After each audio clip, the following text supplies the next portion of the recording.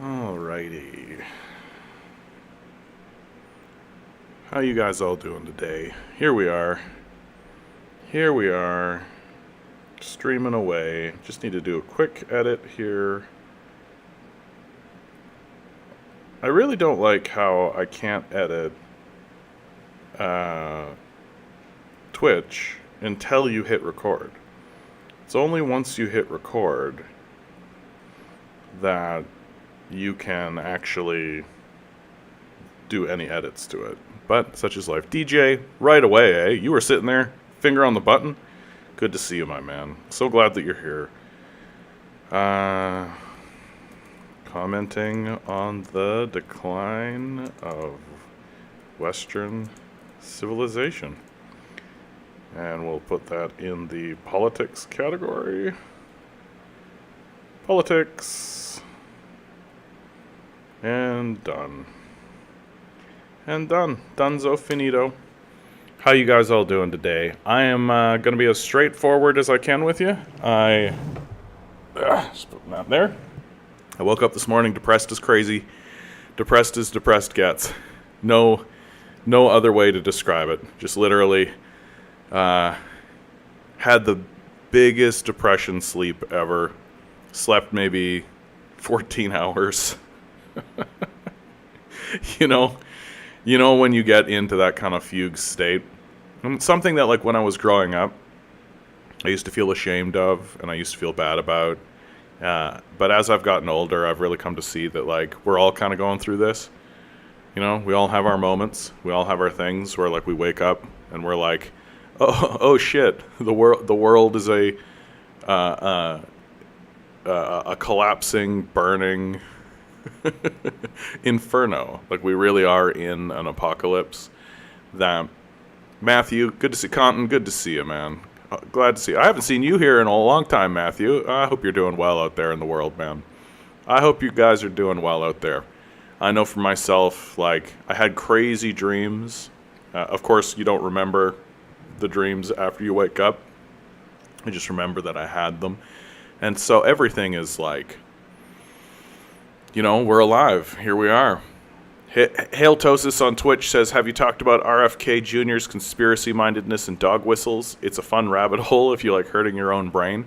Yeah, I mean, I've always been fine with RFK Jr.'s conspiracy-mindedness because of his family history.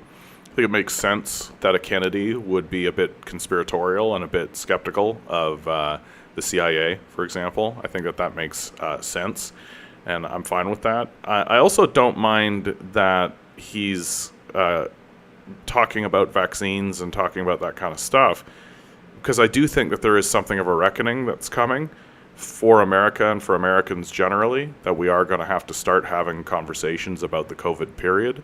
It looks as though those who are in positions of power are basically trying to move on from it and be silent about it, whereas the other side of the equation, the people who have been labeled sort of anti-vaxxers and things like this, are not letting it go.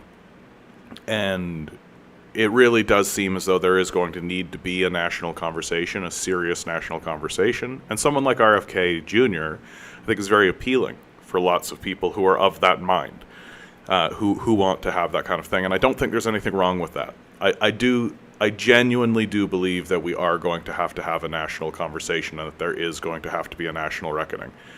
For me, it was when he started releasing, like, he released this dog whistle tweet. That was very clearly a dog whistle tweet. There's just no way to describe it. Like, so we're all familiar with the 1488 dog whistle, right? Which is a reference to the 14 sentences, 88 words. It's you can just Google it, and it's very specifically a Nazi dog whistle. It's a white supremacist dog whistle, and RFK Jr. writes a tweet that very clearly is like 1488, like very, very clearly. And that for me was one of the moments that I looked at RFK and was just like, we shouldn't be voting for this guy. The other thing that he did, of course, is he's been going around and, like, being interviewed by people like Peterson, and essentially he's just like, yeah, the problems that we're facing are real. He's doing the thing that I keep saying conservatives and right-wing people do, which is that they are accurately diagnosing that there's a problem, and they're diagnosing the problem exists, and then their solutions are absolute garbage. Their solutions are literally just like, what we need to do is do more of the thing that got us into this trouble, right? So it's getting really ridiculous. Yeah, the Marxists are calling him a mask-off fascist. I tend to agree. I don't know if I would call him a mask-off fascist, but, like, it is definitely the case that, like, he's willing to play to the white supremacists. Like, that's and honestly, like, given the configuration of American politics and American society, you know, it's very tempting to do so, right? It's very tempting to look at the white supremacists that exist, because they're a voting bloc. They're a voting bloc, right? Like whatever you have to say about American society and about America, like, is RFK himself a white supremacist?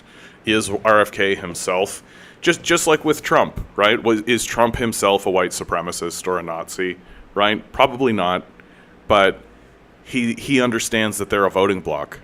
Right, and so he's willing to play to them, and that to me is not much better, right? Nazi collaboration is not much better than being a Nazi, right? So that's more or less my opinion of RFK and where I think that's going to go. Not that I think he's actually going to become the president. Cotton writes, if you want good news, look up Richard Medhurst. Richard Medhurst, a really good source. Yeah, report on the diplomacy between Russia and Africa. I've actually got something here for you guys on that. Here's so recently. What Cotton is referring to, right, the diplomacy between Russia and Africa, is that there has been a summit. There was a summit, right? Here is the military agreements. Here are the countries in Africa that have signed military agreements with Russia. If you are a Westerner or in Europe at all, this is a huge, enormous, glaring problem. This is a massive, obvious, directly in your face, huge, massive, massive problem that you've got most of the countries on the African continent signing military agreements with Russia. This is a very clear turning away from the West, from Africa. This is the chickens coming home to roost. This is the African continent saying, we are sick of the colonial period. We are sick of these colonialists. We have other options and other opportunities, and we are going to take them. This is a massive, huge, like, overwhelming, cannot be overstated, glaring, obvious sign that the power of the West and the power of America is in total decline. And you can't pretend. You can't pretend. Like, if you are going to stand here and pretend as though America is still the greatest country in the world, rah, everything's super good, everything's super great, we're in control and everybody needs to bow to us. Well, here is a very clear evidence that that's over. That no one should take that idea seriously when you've got most of the countries, including countries like Egypt, right, not surprising, Libya, are turning away from the West and saying, no, we are signing military agreements with Russia. This also completely crushes any idea that any Westerner should have about international agreement about the situation that's going on in Ukraine. That the rest of the world is repudiating Russia and turning against Russia because of their actions in Ukraine. Well, then why are they signing military agreements? And make no mistake, the future conflicts that are coming for the world it is going to be a power struggle over who controls the African continent. There's just no two ways about it. The African continent has been, for hundreds of years, dominated and controlled by colonial powers, the colonial powers of the West, America, France, and Cotton is absolutely right. If the reports are true, France is going to get ultra fucked. You have their African vassals rejecting them, and their own citizens burn their cities. Yeah, well, and because France is in this moment where they can't even control their own citizens. That the government has lost control of the populace of France, and it's taking all of their resources to just keep control in the core. And so, if you are one of the vassals, you can just throw off the shackles of the French, and there's nothing that they can do about it. They can't send any military. They can't send any force at all. And so the Africans are beginning to take control of their own destiny. And I've got a great quote here from Kwame Nkrumah. When Africa becomes economically free and politically united, the monopolists will come face to face with their own working class in their own countries, and a new struggle will arise within which the liquidation and collapse of imperialism will be complete. And things like this are showing you that that is a possibility. The mass strikes that are happening across America are showing you that it is possible, that it's completely possible, that it's going to occur. Halitosis, which revolution?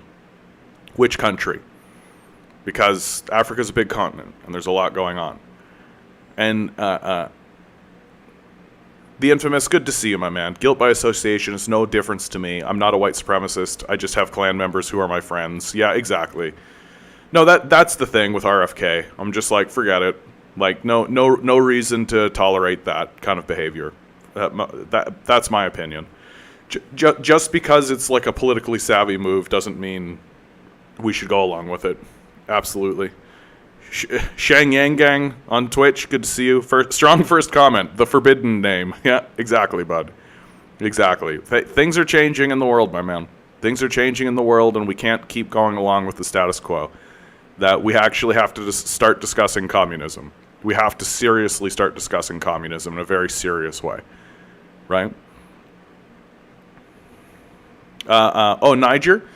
It looks as straightforward as this, my man. That, yes, absolutely we do. Because the alternative is a return to kind of a feudal state. That as capitalism collapses, like, I'm not interested in being a feudal serf, right? I'm not interested in having the next generation, my nieces and nephews. I'm not interested in seeing them become feudal serfs. That we have to actually have serious discussions about what communism is, and we have to start educating people about what communism is. And I assure you, you don't know anything about communism.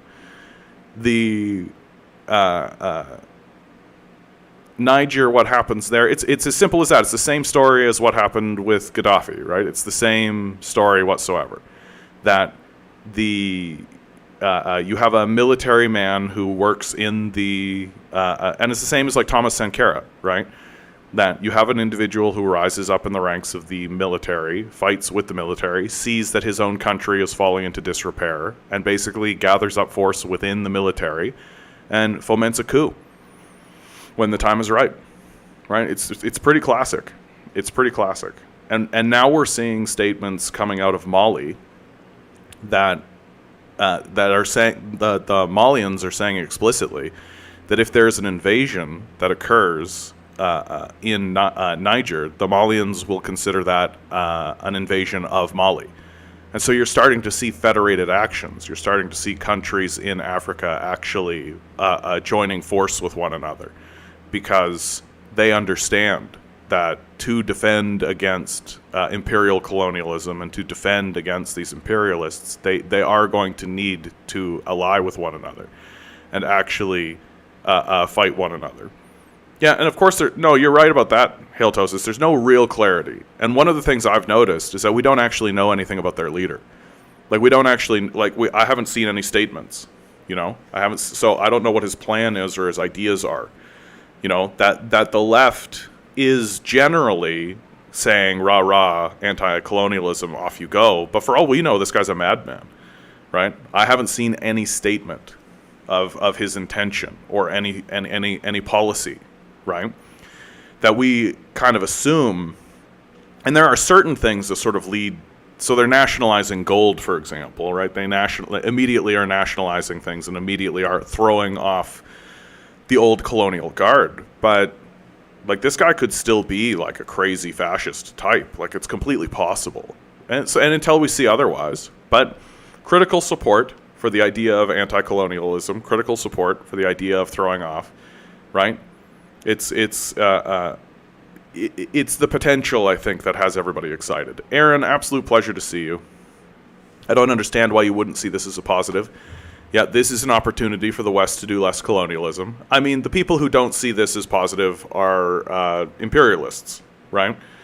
And so you'll see lots of people who don't see this as a positive, who definitely see this as a negative, because imperialists view their own actions as good, as holy, and view the actions of other nations as evil, even if it's the same thing, right?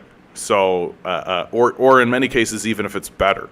So when China goes to Africa and trades with African nations, that's an act of desperate evil. But when we go into African nations and destroy them and enslave them and steal their resources and their people to be slaves, that's fine, right? Because it's for the greater good and divine right and oh, hey, but we, you know, sure, slavery was bad, but we, you know, those guys, they learned some skills, you know.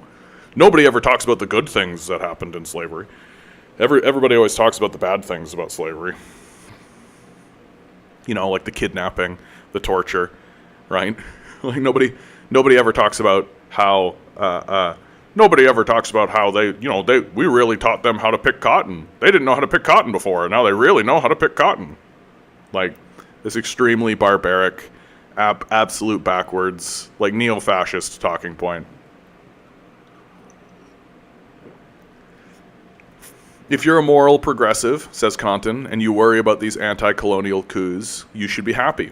Whatever happens isn't on you. Yeah, that is more or less the truth. That, like, they are at the very least grabbing hold of self-determination, right? That instead of having the future of their country be dictated by France or Britain or Italy or Germany, they're actually able to make their own policies for their own people, and that their politics is no longer infected by external forces. So there's something good about that, for sure.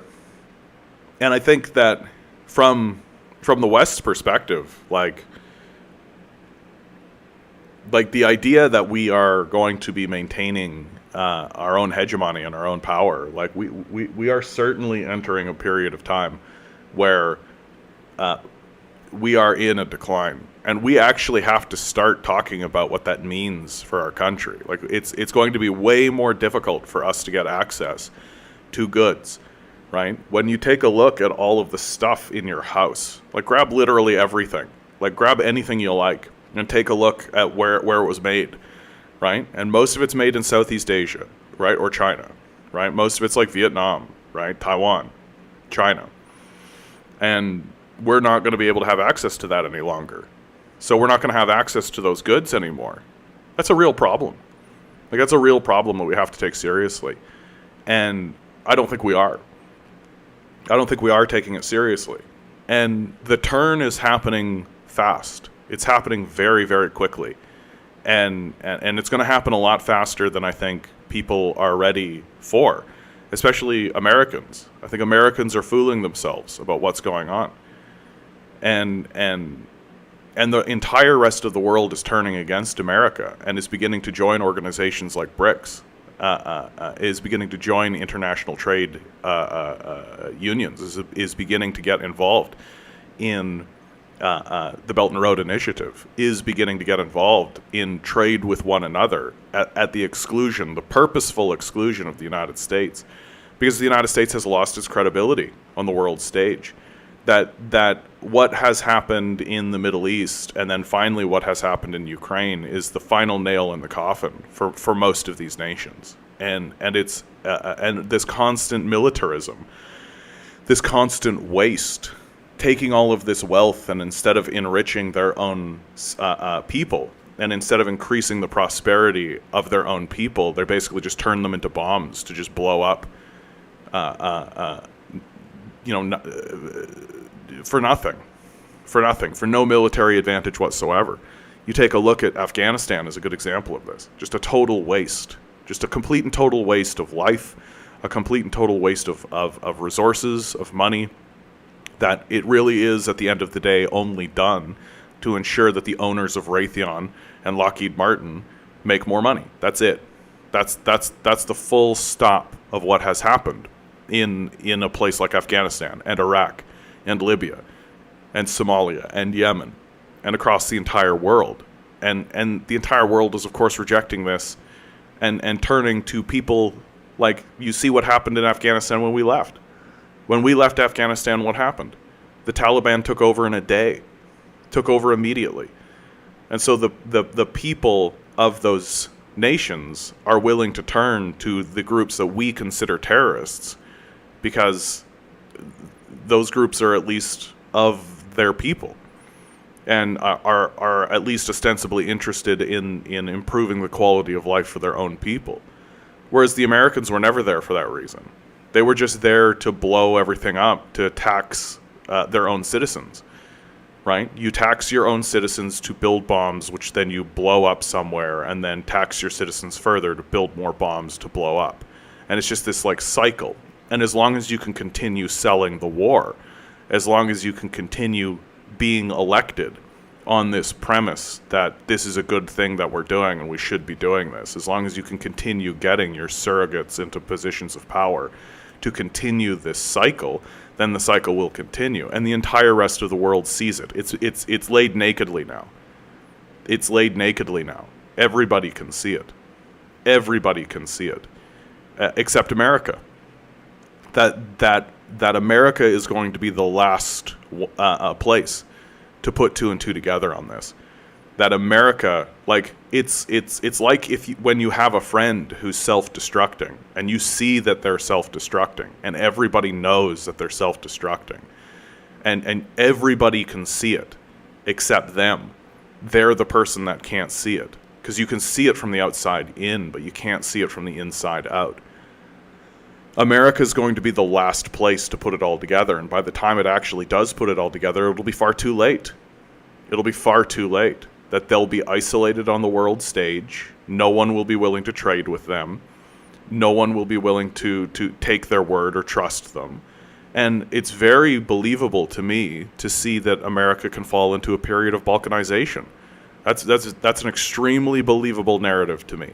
That places like Texas, California, places throughout like Florida will begin separating from the federal government. Will begin saying like, the federal government is nothing but a burden to us and our citizens. We should do away with it. And if anybody's out there hearing that, thinking that's a hyperbolic thing to say, it's literally what every single empire has ever done in the history of empire. That when the Roman Empire declined, when the British Empire declined, when the Chinese empires of yore declined, when the Indian empires of yore declined, they balkanized, right? And America is not going to be any different. It's going to balkanize. And it won't be until the balkanization process begins that many Americans are going to go, oh shit, something's wrong. So we got to be more prepared than we are now. And the thing that we have to actually talk seriously about during that period of time is, how are we going to configure our society so that we are protected from the worst outcomes? Because if we continue doing this whole capitalist thing, if we continue doubling down on capitalism during a period of balkanization, you're going to see slavery come back to America. You're going to see absurd, ridiculous outcomes. And if you think that that's not going to happen, like, did you think that they were going to roll back child labor laws? That happened this year. Did you think they were going to overturn Roe v. Wade? That happened this year. We can decline, and we can decline rapidly. And if we stay committed to these principles of capitalism, instead of actually investigating more seriously other alternatives, such as communism, then we're going to get blindsided by all this shit. We're just going to have to deal with it. Right? We're just going to have to deal with it. I would prefer that we don't. Haletosis writes, my guy says it's an Islamic political action, but that's because it doesn't seem to be material politics, just cultural. It's been looking, but can't get a hold. Yeah, I mean, there's no real good information is the thing. Burger eaters only revolt when they can't get more burgers. Fitch downgraded U.S. debt. Yeah, decline is happening fast now. Yeah. Like, this is a very, very serious moment. Like, and you have extremely serious things happening in America. Like, it's this story right here. I cannot express to you how serious I think this story is. I cannot express to you how seriously I think we should be taking this story. Leprosy appears to be on the rise in Florida.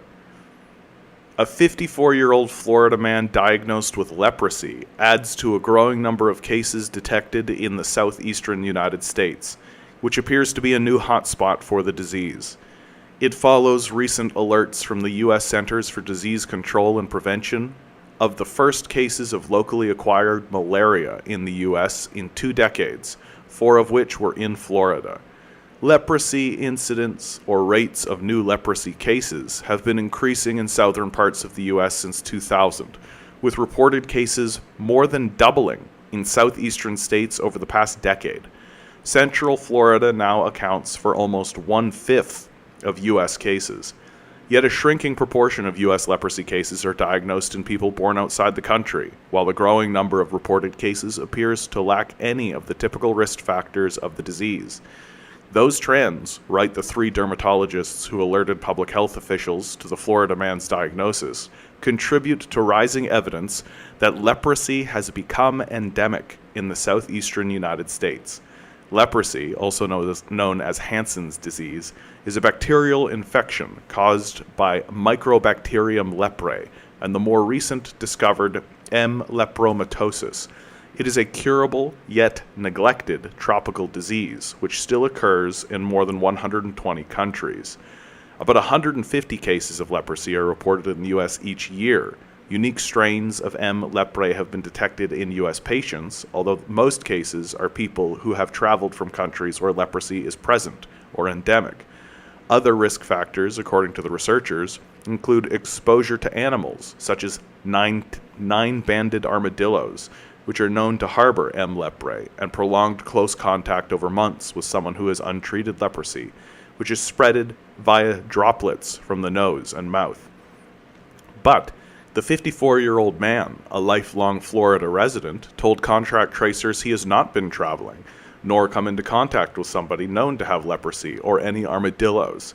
He works as a landscaper, though, spending much time outdoors.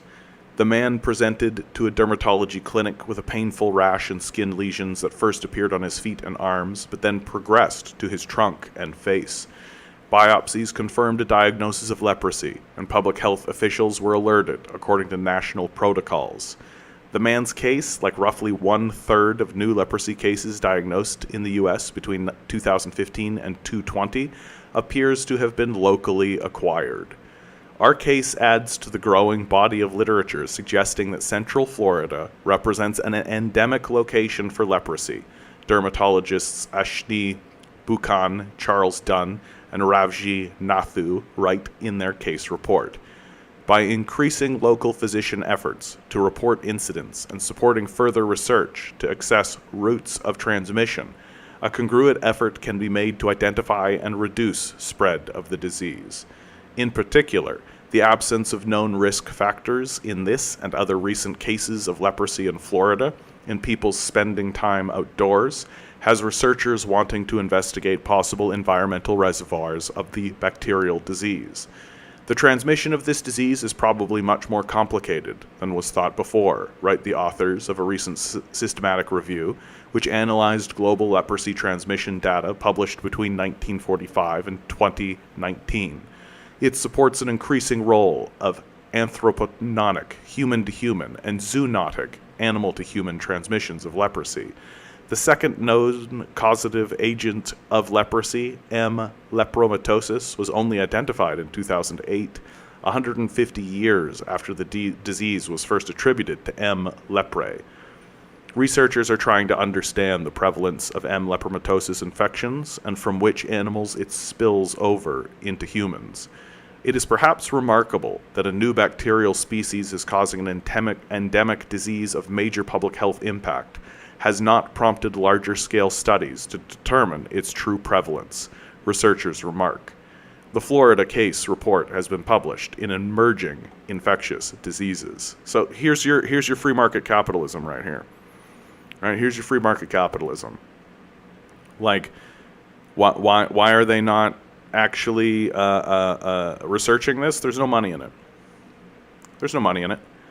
How does this equal money for capitalists? How does it matter to capitalists if there's a rise of leprosy? How does that matter to anybody? Right? So you're having this enormous biblical disease, right? Jesus Christ walking around curing leprosy, spiking up. Well, what do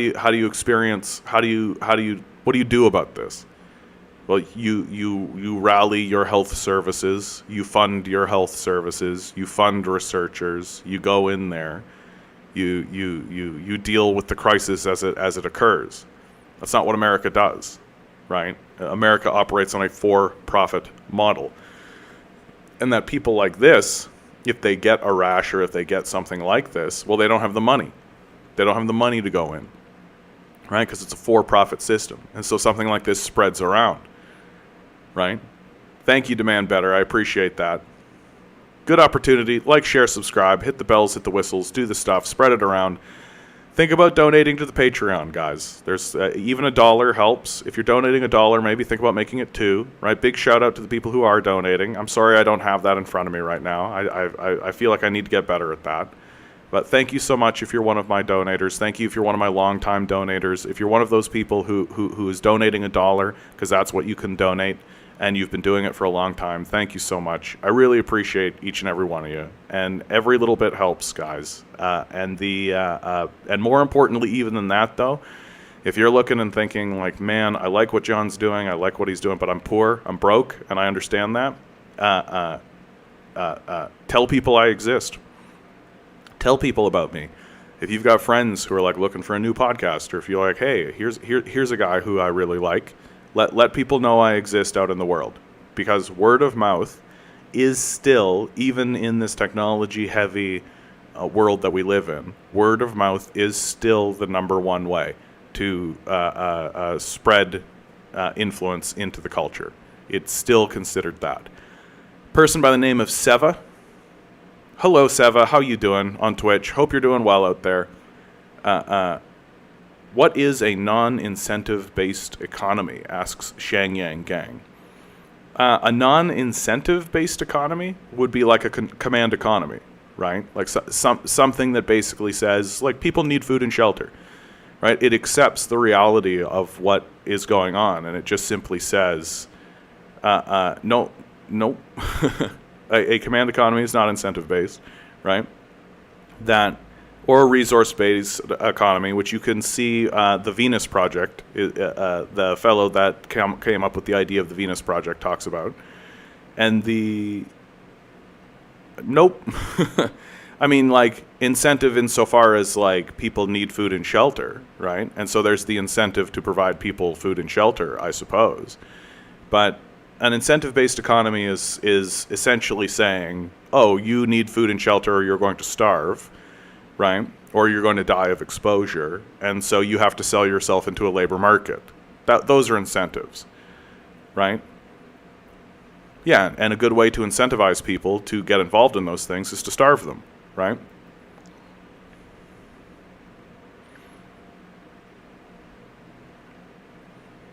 Aaron says you should try to do debates on Twitch. That would grow your viewership. I mean, I tend to not really get too involved in the debate culture, Aaron, because I find that what happens is I end up talking to people and first of all, they insult me, right? They'll call me a tanky, or they'll dismiss what's said, even though if you're providing sources and all of this.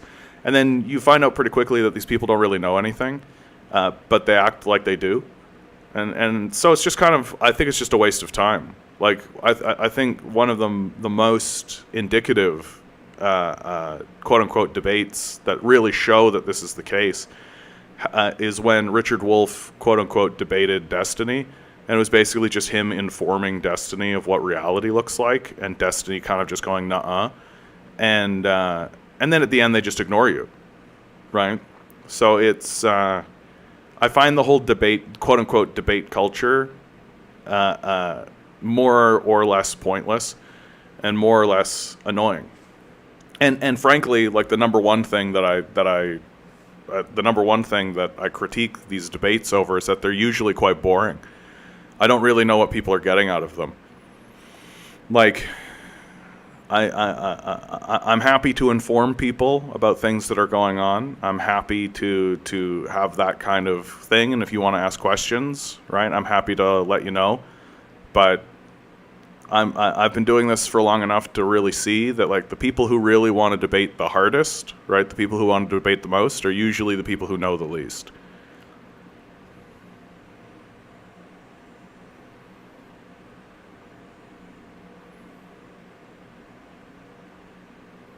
I often saw communists in Russia since I live there. You live in Russia, eh? So you're living in Russia right now? That's I always sort of... Yeah, every economic system has some way of incentivizing people to produce things. Yeah. No, that's definitely true, but... Like, I don't really know what your point is here, Shang Yang. I don't care how you came to them and how many... I often saw communists in Russia since I lived there, and I don't care how you came to them and how many there are in Canada. Okay. Like, I don't really know what your point is there, Saba. Like, I came to communism because of Jordan Peterson, in fact, that he was ragging on Marxists and communists, and I thought to myself, well, if this guy's ragging on communism, there must be something to it. And so I gave the Communist Manifesto a chance, and I went through it, and then I read Das Kapital, and I was like, no, this is accurate. Like, this is how it actually is.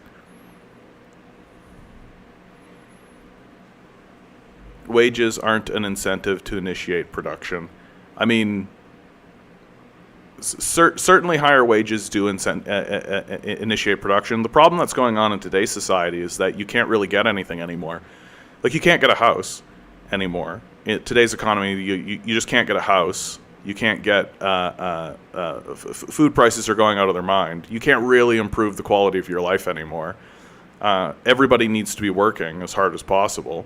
The wage that's currently being paid certainly doesn't incentivize profit, and that capitalist economies fall into this kind of death spiral, because the goal of the capitalist is to reduce wages to zero, right? Capitalists want wages to be zero, and if wages can be zero while productivity is skyrocketing, that's the ideal situation for the capitalist. From the capitalist perspective. Of course, this is what leads to the collapse of capitalist economies, because if your wage is zero, then the people who are doing the work can't buy the product that you're producing. And this is what untethers capitalist economies. This is the linchpin of what destroys all capitalist economies. And that's basically what we're experiencing now. That the wage that's being paid to the vast majority of people is not able to pay for the goods that exist out in the world, and especially it's especially true in terms of housing. Like here in Canada, like you've got the average rent now in the city of Toronto is $2,200 for a one bedroom.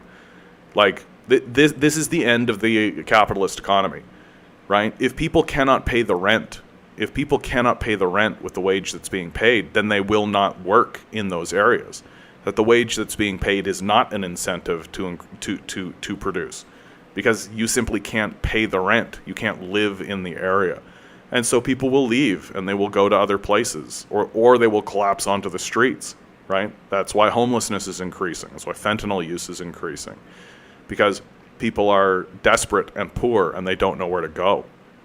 And the capitalist solution to all of this, of course, instead of raising wages and lowering rent and actually becoming rational and reasonable and acknowledging the existence of something called economics that they don't investigate and they don't pay any attention to outside of like this Milton Friedman garbage. So their solution becomes just more cops. Just flood the street with cops. And this is how the decline into fascism actually happens. That you empower large groups of people who are essentially thugs that go into the streets and beat everybody up, instead of actually saying, hey, you know how you actually build a strong economy and a strong community? You ensure everybody has access to food and shelter. You ensure just everybody has access to food and shelter. You keep food prices low, you keep shelter prices low, you keep wages high. And that way everybody's safe, everybody's doing well. But the capitalists are very upfront about what their strategy is. They're very, very upfront about the desire to reduce the quality of life. You literally have the Federal Reserve saying that its strategy is to reduce the quality of life of American workers, like saying it out loud. So this is their stated strategy. So it's and it's getting really clear. And like, so this whole idea that like capitalism is designed to incentivize production, it's a joke. The opposite is true. Watson, good to see you, my man. Leprosy rising in Florida. What a shocker considering the societal backwards nature of that state. I mean, Florida's in a serious trouble.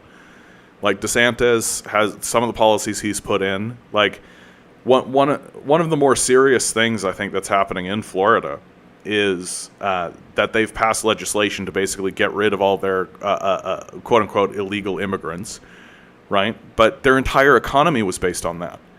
Like, it was the fact that you had all of these illegal immigrants in Florida doing all the labor for cheap that was actually making that whole thing work. And now they've chased them all out, and they're fleeing up to other states, and like, nobody wants to do that work at that wage for the most obvious of reasons, because it's back-breaking labor, it's terrible working conditions for a wage that doesn't actually pay the rent. And so the state is in serious trouble. And it's why people like DeSantis, and it's why people are turning to this like woke bullshit to distract people from the reality of the economic decline of their state.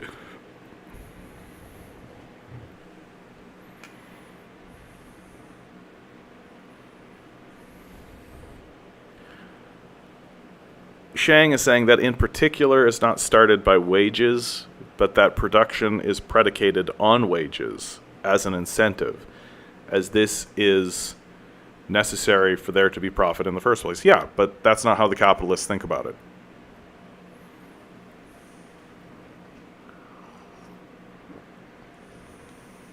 Watson writes, wages zero, capitalist productivity increases. Sounds a bit like slavery. Yeah, slavery with other stuff. I mean, the Lincoln Republicans had it right? Lincoln ran on a platform of abolishing wage slavery, which was the name that they gave this system that we're operating under right now, that this is a wage slave system. And the chattel slaves of the Confederacy actually argued that chattel slavery was a superior system to this system, because the chattel slaver had to ensure the safety and well-being of the slave, even if there was nothing to do. So in down periods, when there's no labor to be done, they still needed to house and shelter and care for the slave, because the slave was their property. Whereas the wage slaver just laid the slave off and said, go fend for yourself. And they argued that that's a much more cruel way of organizing the economy. And so anytime I start talking about how this system of wage is a system of wage slavery, people tend to roll their eyes and get like, oh God, you're so hyperbolic. Well, the Lincoln Republicans and the Confederacy didn't think so. And they fought a war over it. That they thought that this system was a system of wage slavery. The Lincoln Republicans ran on a platform of abolishing wage slavery, weren't able to because they had to fight a civil war over chattel slavery, right? And so this issue is bubbling under the surface, and it gets very obvious, like once you actually sit down and think about it for like think about it seriously for any length of time, that this is a system of wage slavery. That if you don't participate in the labor market, you starve, right? Like there's your incentive. That's the incentive. One of the things that I think about all the time, especially when it comes to like the writer's strike, and we've got Metro grocery store strike going on. I might actually go down to the picket line tomorrow to because there's a bunch of these stores that are on strike. I might actually go down to the picket line, talk to some of these people tomorrow. But the thing is that what we've done is we've given hundreds of billions of dollars to psychos, like people who are outright saying out loud that in the writer's strike, they outright said out loud that what we're going to do is starve these guys out. We're going to starve them out and make it so that they become homeless and not being able to get food, and then they'll come to the table and accept a bad deal. And they said that explicitly. They said that out loud. And of course, this to me seems to be the strategy across the board, is to just starve these people out. And because we've given hundreds of billions of dollars to these psychopaths, they can just sit on their hundreds of billions of dollars. They're completely disincentivized to negotiate. They don't care. That the whole argument of like, oh well, but it'll cut off the profit flow. Well, so what? They have $100 billion. Like they've got so much money that they can just live off of it for 3 or 4 or 5 or 6 lifetimes. Just literally just passing this giant sum of wealth down the generational line. They can starve people out. And I think that is their strategy, that they're going to starve these people out. And I'm worried, I'm desperately concerned that even strike action is no longer going to be effective, because the people who actually own the wealth have so much wealth that they're completely disincentivized to negotiate, even in the face of a strike. That the promise of more money when you have $100 billion in the first place is not, it's not the deal. It's not the big deal that you think it is. That it's about power.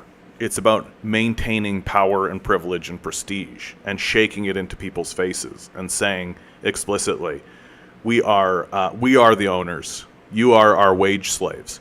Do what we say. Do what you are told. Oh, you're going on strike? Oh, that means that you're not going to be making your wages. Well, we're raising rent on you. We're raising the price of food. You'll break eventually. And we'll wait an entire lifetime if we have to. Like, how long do you think it's going to be? Like, how long do you think it's going to be for all of these strike actions? Like, this to me is why the entire argument of giving a small group of psychopaths $1 billion was always a terrible idea. Because the whole argument was that they'll take that money and reinvest. No, they won't.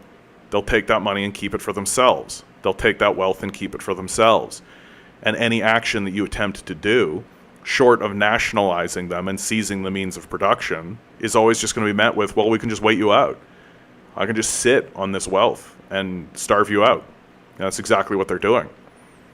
So, while I do support these strikes, obviously, and I hope these strikers are really aware that the people who they're striking against are likely going to be more than willing to just sit back, go to Jeffrey Epstein pedophile island, right? Live a life of privilege and wealth off of the money that they've extracted already, that their daddy gave them, right?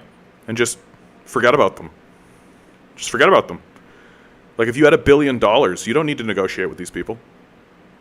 Doesn't matter, right?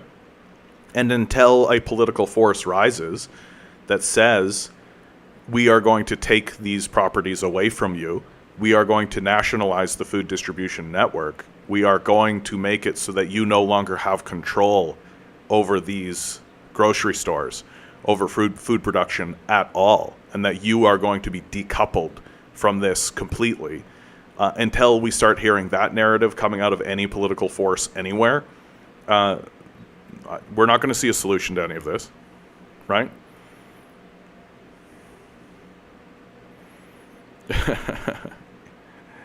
Haltosis, speaking of motivation, I have Jeff Bezos money for you when you become a Twitch affiliate. But this is the thing, Shang Yang. Yeah, the profit motive is a decent incentive if you want line to go up, but eventually line is so far up, right? Eventually, like it becomes like a manic sort of delusional pursuit. Like, eventually you've got so much wealth that getting, like, if you have $100 billion, are you actually, like, over the moon if you get 100,000,001? Like, is that a significant change to your world? Is that a significant change to your life? If you have $100 billion and you get $150 billion or $200 billion, is that a significant change to the quality of your life? Right? No. And if the choice, and the people who are at the top of this chain are psychos, and if the choice for these psychos is to give a little bit of their wealth away for the benefit of the people who are generating that wealth, or to just sit on their wealth and do nothing with it, well, I'm pretty sure I know which way they're going to go.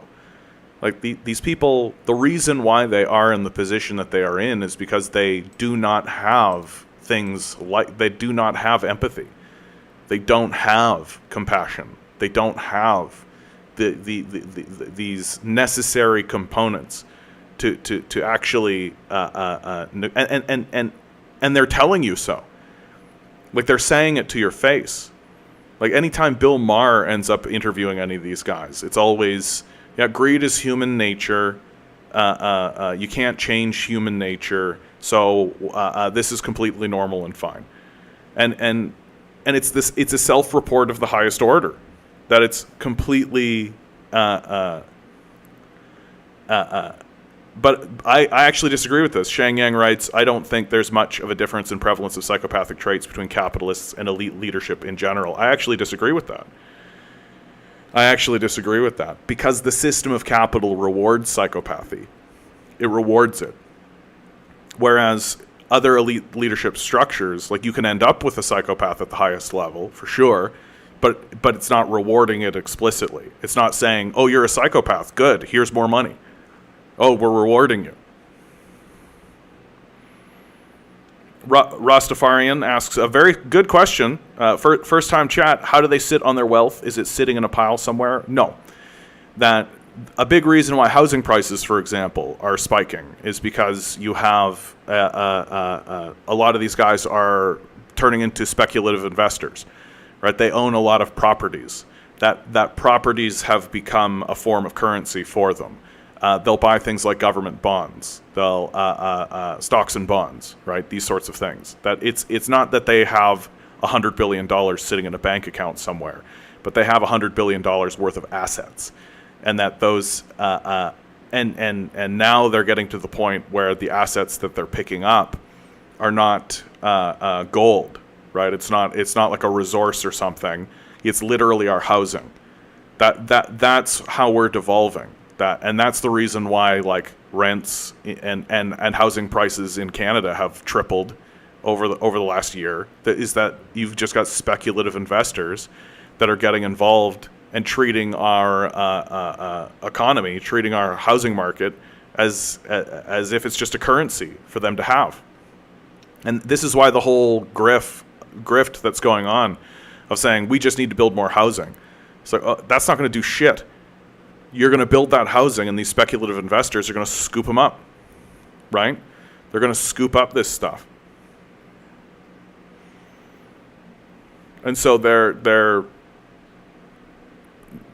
the way that they sit on their wealth is by buying up all our land. It's how you have Bill Gates being the number one farmer in North America.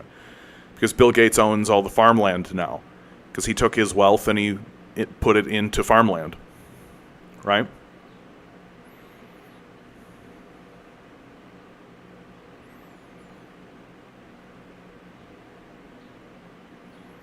I think you'll see a disproportionate amount of highly intelligent psychopaths at the top of any hierarchy. This is a both-siding, right? This is essentially what you're trying to argue is that, oh, this is inevitable. And any hierarchy has this kind of thing. What is going on in America today? What is happening in like even the Roman emperors, right? Even the Roman emperors who were literally crucifying people understood that you had to feed the people, right? Bread and circuses, right? It's bread and circuses, right? We've got this enormous spiking homelessness that's going on in our country. We've got this enormous fentanyl crisis because we're ramming through all of these drugs, right? This is I'm really? You think all of those homeless people, like we're this apologetics that you're doing, like, oh well, what are you gonna do, right? Oh, there's psychopaths at the top of all of it. Okay, what are you gonna do, right? No, fuck that shit. We are living in a system that rewards psychopathy. That the way to ascend the hierarchy is to betray people. It's to say yes, sir, even if you're saying yes, sir, to stab someone in the back.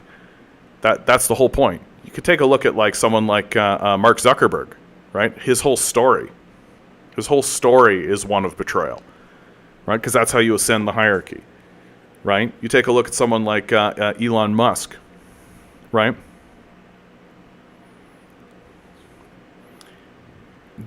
I can't pronounce this name, man. Gatanaranja. Hello. Good to see you, bud. Good to see you. KJ, good to see you. Oh, it's Spanish. What's it mean? What's it mean? Yeah, KJ, this is live. Orange Cat. Orange Cat. Good to see you. Content. Holy crap, some people need to stop being so scared of people just having their shit. Some of you lose sleep at night for people being able to eat and have a home. It's insane. And then so many of you deflect that anxiety by trying to say we're actually arguing that bad people have power. Yeah. Like, yeah.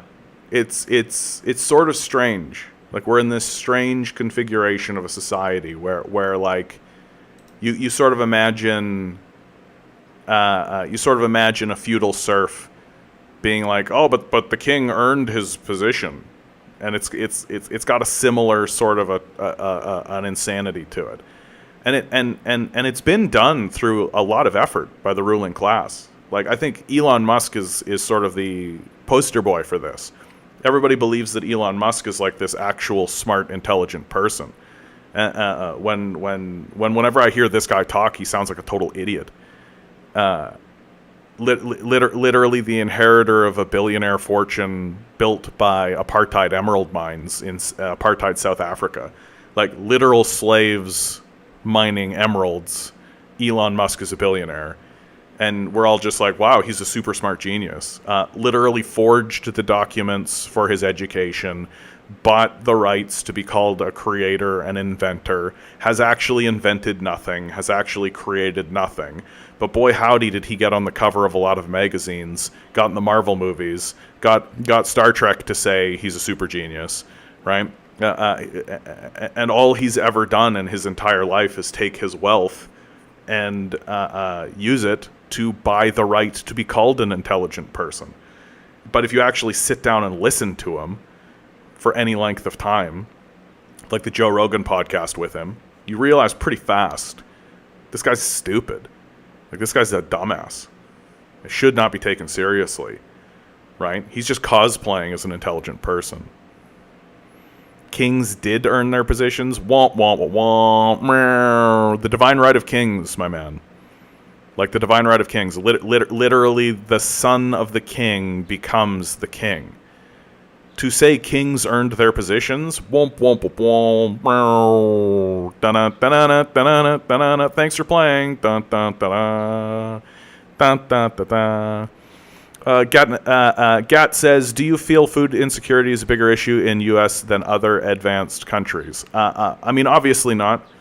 What I think is alarming is that food insecurity is beginning to spike. It's beginning to become a more and more serious issue, that the trajectory of food insecurity. Like, it's sort of shocking to see a country go from having food security to becoming a food insecure country. That's the decline, right?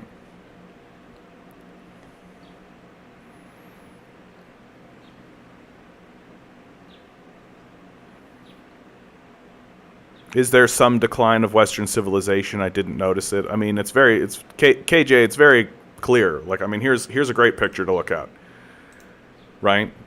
So this is Africa. They just held a summit, signed military agreements with Russia.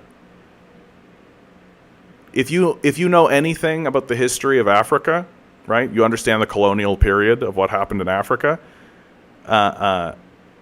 This is a disaster for Western civilization and Western hegemony. This is a total disaster. When you know something about like the rise of BRICS, BRICS is a trade organization. When you understand about the decline of the dollar, that's going to become more and more obvious. Like, just because you by yourself are in a position, how do you think they're getting that GDP, my man? Like, again, once you understand something about the colonial period, right? And Germany is actually in recession right now. It's the only country in Europe that is in recession right now. So to use Germany as an example for a strong economy at this moment is wild. They're literally in a recession. Good to talk to you, Haltosis. Good to see you. And Andy Goldstein, alu.mp4. Good to see you guys. If Bill Gates bought a lot of land, doesn't that mean his money has passed into someone else's hands? Gates has land which does have nominal value, so he's still rich. But he has that much less spendable money. Like, this is a misunderstanding of how the rich get liquidity, right? The rich don't need dollars. They don't need liquidity. Because what Bill Gates can do if he needs liquidity is he can go to any bank he wants and say, hey, can I get a loan? Right? I have all of this land as leverage. And any bank out in the world will be like, yeah, absolutely. Right? And especially during the period of time, and it's slightly less true now, but there was a period of time when, like, literally the bank was paying you to borrow money, right? Like, and you have an interest rate that's like so low, right? So that's what they do, right? Like, they don't need, like, the games that the rich play are so well above the games that we play, because they've got so many assets and so much money. That the idea that Bill Gates does not have access to liquidity, like, of course he does. Like, of course he does. Compton says, if you're arguing that kings earned their position, then you have no grounds to complain when a vanguard takes power. If that happens, screw your liberalism. They win. Yeah, certainly. So all this money, it's not necessarily money, but it is wealth. Right, and it's wealth. It's the ownership of the means of production. If you want to get into the Marxian analysis of it, it's that the ownership of the means of production is withheld from the workers and is hoarded by a small group of raving lunatics who obviously don't give a shit about us at all. Like, obviously do not give a shit about us at all.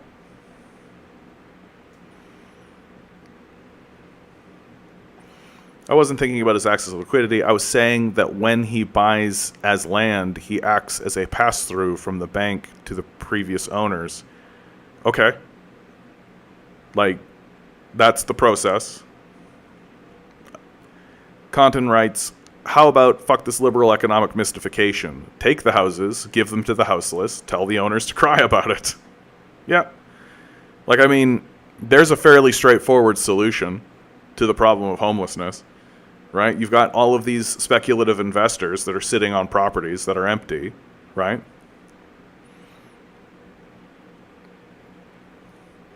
Okay, Andy, right? Like, the previous landowners get money. So the idea is that you're transferring, well, but the trouble with that idea, like, it's an interesting idea, but then those landowners need to buy things like goods, right? They need to buy things like land to live on, housing, right? And who are they buying that from? So they trade their land for gold, and then they use their gold to get housing. Who they buy from who? Oh, it's Bill Gates, right? And you'll find, like, there's great documentaries on this, and of course I'm blanking on the title of it. You'll find that what happens is that during economic downturns, right, when land is cheap, when there's been a collapse of the economy, well, this is when someone like Bill Gates comes in. Like, Bill Gates isn't going to buy this land at a premium. Bill Gates isn't going to buy this land at its like high value cost. Bill Gates is coming in to buy this land when there's a recession and when there's a collapse of the market, right? That and when the seller is desperate.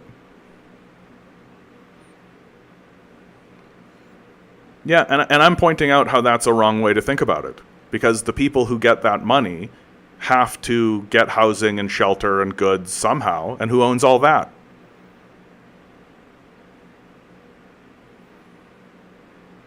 And by some of the prolonged life of that money, I would argue the vast majority, right? This is the whole point. This is the whole argument, is that if the wealth of the nation and the means of production are largely owned by a small group of people at the very top, then it doesn't matter how much money you flow down the bottom. It all flows right back up to the top every single time.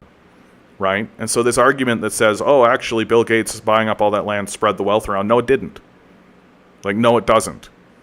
Right? That everything just continuously flows back up into this small group of owners. And it's not going to actually resolve anything. So as long as the means of production are withheld by a small group of owners, and as long as a small group of owners are the ones who have the final say in how everything, in what is produced and how it's produced and where it's produced, then they're always going to choose to betray the workers and betray the working class, because putting wages at zero is ultimately their goal. That what we are experiencing in America and throughout the West is an extraction and abandonment policy. It is a policy that says we are only going to interact with you insofar as we can extract wealth from you. And the second, literally the second, we can no longer extract wealth from you, we are going to abandon you. And we are going to leave you to poverty and decay and destitution. And you can see that all across America already. Look at places like Camden, New Jersey. I strongly advise people read the graphic novel Days of Destruction, Days of Revolt, which was by Chris Hedges and Joe Sacco. This is a story that goes to the sacrifice zones of America and actually investigates what happened. And you can see this through the deindustrialization process, the shipping of jobs overseas, the shipping of manufacturing overseas. And the reason why the capitalists pursue that is because they can get cheaper labor. They can get cheaper labor. And and as soon as they can find a cheaper labor market, well, then they'll move there. And as we are going forward, that cheaper labor market may very well end up being sections of America. So you'll have this ping-ponging where the capitalists are constantly moving to wherever they can abuse and exploit people the easiest. That as the quality of life of the Chinese and the Indians improve, the capitalists are going to move and go elsewhere with their billions of dollars, leaving the Chinese and the Indians, just like us, to deal with the consequences. The difference, of course, being is that the Chinese, especially the Chinese, are not just going to shrug and go, oh, well, I guess the capitalists left, so we'll abandon the populace, the way that our politicians have and the way that our political class does, right? That the Chinese are actually saying, like, oh, the capitalists are leaving. Well, the factories are still here. The buildings are still here, right? That we have the know-how, we have the technology, we have the structures, so the state's going to take over and we'll just continue doing it. Like that's the sharp difference. Whereas over here, if you say nationalization, people are, that's communism, and communism leads to disaster every time it's been tried, even though it doesn't.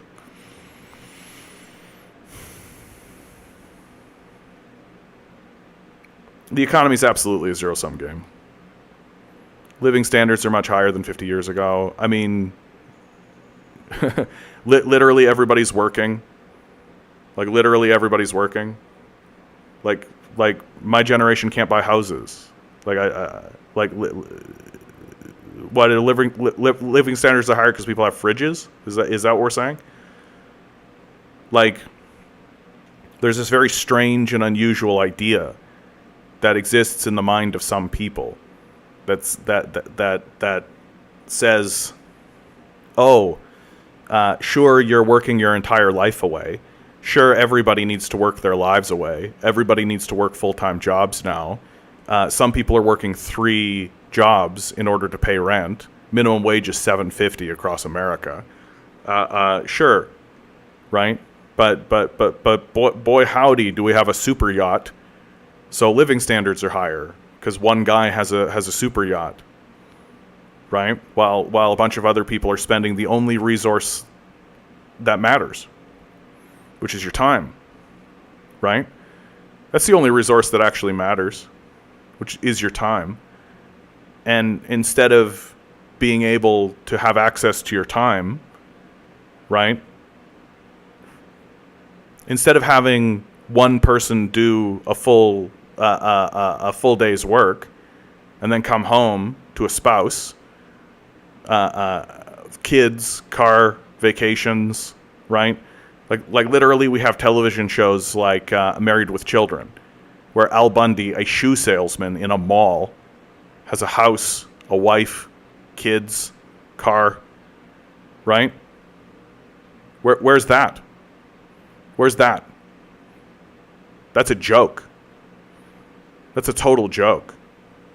So this idea that living standards are much higher, like I guess you can get cheap shirts now, right? I guess your TVs are bigger than they've ever been.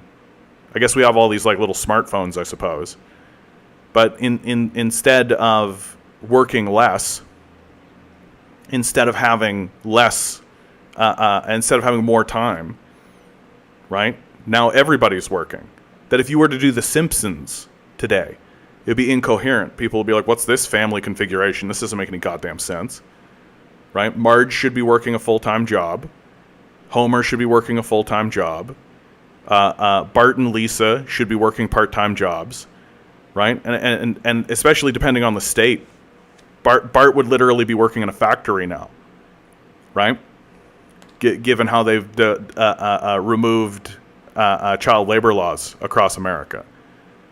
So, yeah, sure, I guess cars are nicer than they've ever been, right? And if you're living in a rich neighborhood, right, things look shinier than they did before, right? Meanwhile, you actually go to like poor neighborhoods, and they're like falling apart.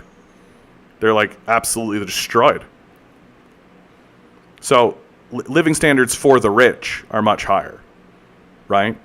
And the average is higher for the rich, because rich people get to do things like shoot rockets at space now, right? Whereas the living standards for the poor definitely have not gone up. Like the living standards for people who are not wealth holders have definitely not gone up. Like, you think the living standards for the people of Detroit have gone up? What a joke. You think the living standards of people in Camden have gone up? What a joke. Like, what a total joke. So as long as you're only willing to look at the living standards of the, top 5% or top 10% of your society and then declare that that's a win, then you can basically make whatever claim you like. You can say anything you like. Meanwhile, homelessness is on the rise. Here in Canada, food bank usage has tripled in the last 3 months. Housing prices are so out of control that people can't get houses. I know people who are literally teachers and librarians as a couple, and they cannot buy a house. This is a utter, total, complete failure. A complete and total failure. Meanwhile, rent's skyrocketing. Average rent in this city that I live in is $2,200 a month, right? Unattainable if you're working a minimum wage job. But yeah, living standards are higher than they were 50 years ago. What a fucking total joke. You know what would improve the living standards for everybody? If we worked less. That would improve living standards, right? That instead of taking all this productivity, forcing everybody to work full-time jobs so that they can afford a single-room apartment, you would say, hey, let's take that productivity, instead of funneling it upwards into the hands of people like David Thompson, into the hands of people like the Irvings, Jim Pattison, instead of taking that productivity and shoving it down these black holes where they offshore them, how about improve the quality of life of the citizens, raise their wages, lower the amount of hours that they need to work. But we're not going to do that because the society is designed to benefit a small group of psychos. And that's all it's designed to do. And those psychos are turning around and they're absolutely destroying the entire planet and everything we have for money. For money. That's it. And the major joke about all this, here's the punchline of this absurdist idea, is that we are literally taking our air, our clean water, our workable land, and we are grinding it all up for numbers on a screen, for money that we invented in the first place. That's the joke in all of this. Like, that's the punchline. That future generations are going to look back and be like, oh shit, you had clean water and land that you didn't need to put a bunch of poison into to actually produce anything? You had air that was easy to breathe? And you ground it all up so that a couple of guys could get literal numbers on a screen so that line goes up? And then when line went up, everybody went, living standards are much higher now. Sure, it's tougher to breathe. Sure, food prices have tripled, quadrupled, are up 10 times. Sure, nobody can afford a place to live. Sure, that's all true, absolutely. But, you know, one guy has 100 bazillion numbers on a screen that he printed in the first place. We win. This idea and this worship of wealth and money, this worship of money, is going to lead to a decline of Western civilization that is going to be faster than anyone wants to anticipate or expect. That if you are sitting there looking around your neighborhood thinking, no, things look pretty okay, right? Then you are one of the people who are going to get blindsided harder than anybody else. Or you're going to be one of those kind of Ben Shapiro demented fascists who is actually just telling everybody to work harder, even though we're more productive than we've ever been. And we're all just going to go along with this idea. We're all just going to go along with this. Oh, okay. Because we think living standards are much higher than they were 50 years ago. 50 years ago, one guy working in a shoe store could support a wife, 3 kids, a house, a car, and go on vacation. You think that exists anymore?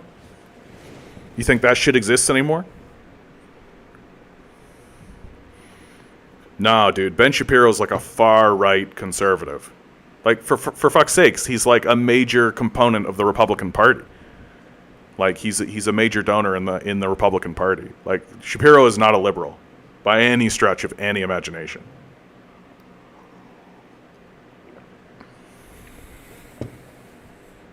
And, like, he'll tell you that. For fuck's sake, his whole shtick is dunking on liberals. His whole shtick. Ben Shapiro's whole thing is dunking on liberals. What's the he says this like facts about your feelings, liberal snowflakes. He literally wrote a book called How to Debate Liberals, where he explicitly says that the goal, like he says explicitly that the goal of talking with debating with liberals is to humiliate them. Like, oh no, if you want to get into that, forget that. No. Shapiro is a far-right conservative. Like, from anybody who lives outside of America, he looks like a fascist to me. Like, if it sounds like a fascist, if it smells like a fascist, if it talks like a fascist, and if it acts like a fascist, it's a fascist. Like, the guy literally goes on Joe Rogan's podcast and says that the solution to our problems is to flood the streets with cops. Like...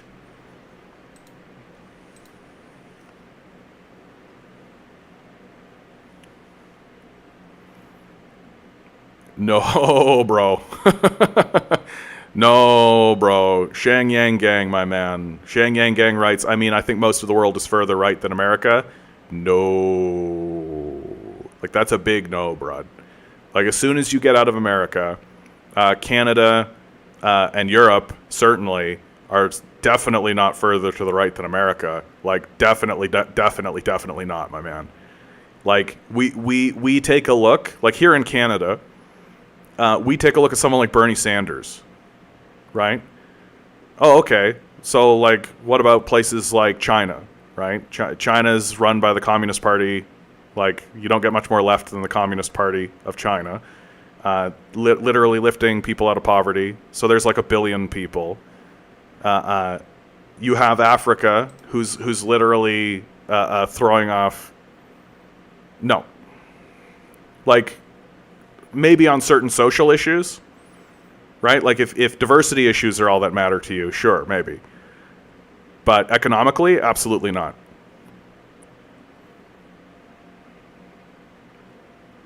Right, because they're colonial nations. They've been colonized, right? That up until very, very recently, sub-Saharan African countries have been led by post-coup governments, right?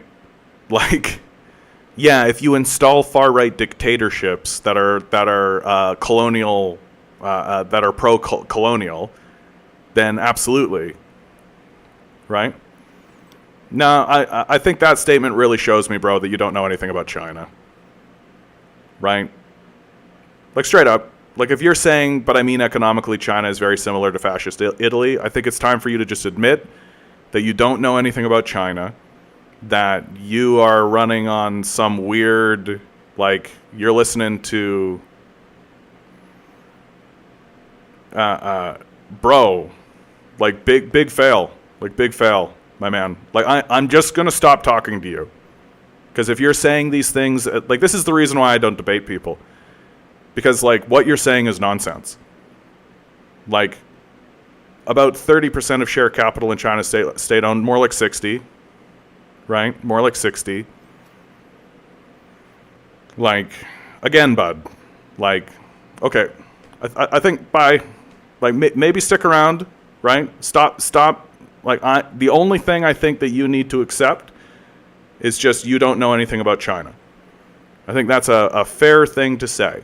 And if you're going to stand in front of me and say that most of the rest of the world, like, that America is further to the left than most of the rest of the world, then... I think that you have fallen into a pretty major trap. Like, the rest of the world, and a big reason why the rest of the world is pushing away from America, a big reason why why you end up with situations like the majority of the African continent signing military agreements with Russia, a big reason why people are pushing away from America is because America is falling into the far right pretty obviously. That it's only Americans who seem to think otherwise. Right? I think if you held the opinions of the average person in most of the world, you would be seen as far right in the US. Like, again, are you talking about diversity issues? Because if that's the only thing you care about, then you can make whatever claim you like. Right? But in terms of, like, increasing the quality of life for their citizens, in terms of improving what's going on in their countries, in terms of actually looking at the history of their countries, like, America is in a decline, like, and is like, literally someone like Donald Trump is a serious candidate. He was your president. Like, I don't know where you get off thinking that, like, take someone like Bernie Sanders, for example. In America, Bernie Sanders is considered on the left. Like, in most of the rest of the world, Bernie Sanders is considered a moderate conservative. That, like, in a place like Russia, Bernie Sanders would be considered a moderate conservative. That in a place like China, Bernie Sanders would be considered a moderate conservative. That, like, free Medicare for all, like, yeah. Like, that's not an extraordinarily hyper-left position. But if your politics basically boils down to blue-haired people saying my pronouns are she, they, and that's it, and that's all that matters to you, then, yeah, okay. I guess.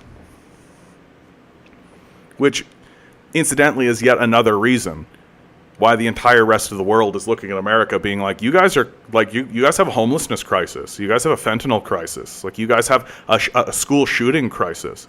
You guys have this enormous militarization crisis going on your hands. And you are voting leadership into positions of power based on whether or not a person is trans or not. You're insane. You've lost your minds. Like, and it's hard to say otherwise.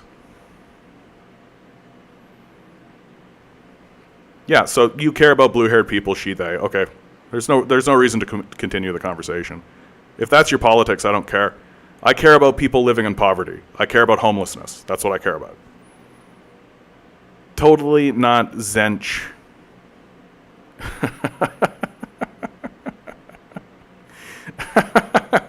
I gotta read this one out loud because it's actually quite funny. Listen, puny mortal. Me, a wise and all-knowing Skaven, will tell you why this communism thing doesn't work.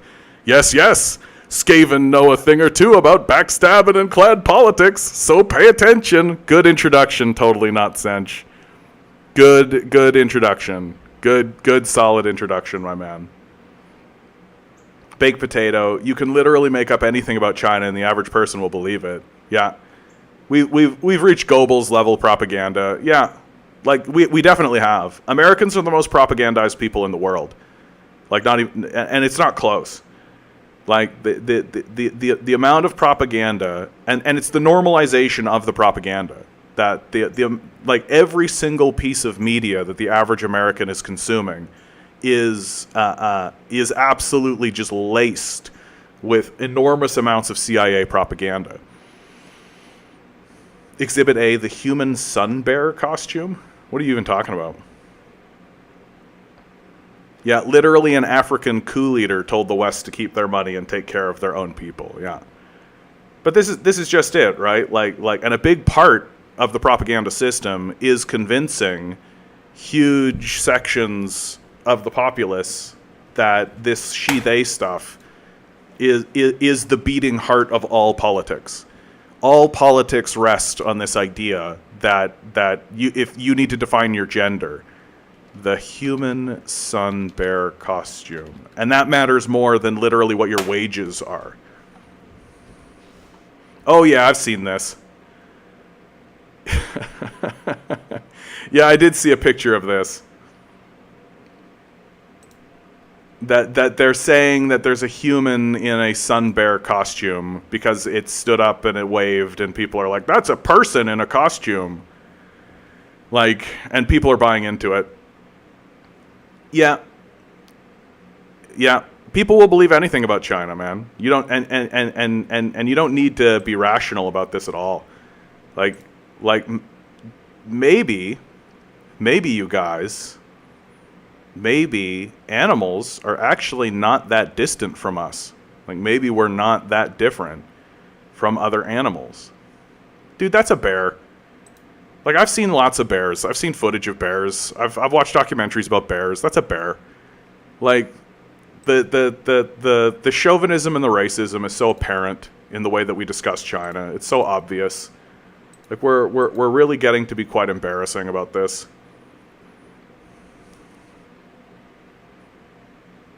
Isaac, good to see you, my man. The U.S. threatened Niger to cut off assistance of its democratically elected leader is not restored to office, to which they responded, use the money to feed their own homeless. Yep.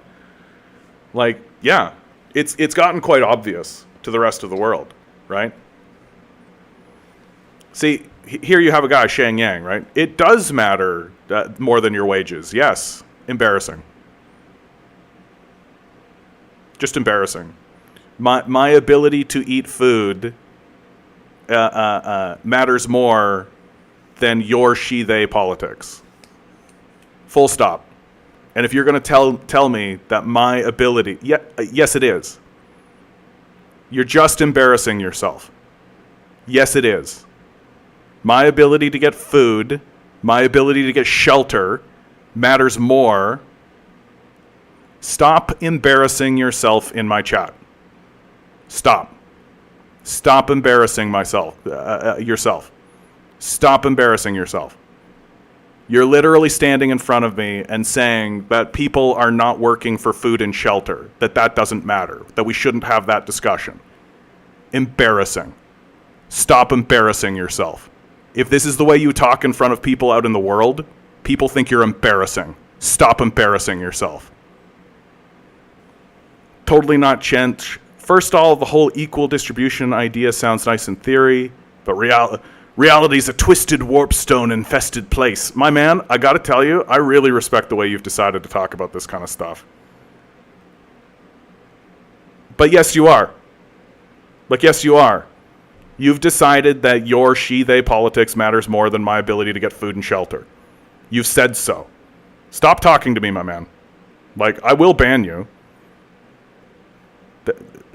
How do I get the fuck rid of this guy? Like, Jesus Christ. These people coming in and telling me that their she-they politics matters more than my ability to get food and shelter. Fuck off. Just embarrassing. Like that's some brain dead shit right there. That's some just straight up brain dead. Like, how do you even have a rational conversation with people like this? Who are genuinely so detached from reality, who are just so completely off in la la land that they actually do think that a person's ability to get food and shelter matters more, right? Matters more, that a person's ability to get food and shelter matters less than their she-they politics. Like, no wonder the far right is rising in America. No wonder Donald Trump is getting elected when you got dimwits like this walking around talking like a total fucking moron. Right? No, it's not a misrepresentation. It's literally what you said. Like, too bad. Jesus Christ, stop talking. How do I get fucking rid of this guy?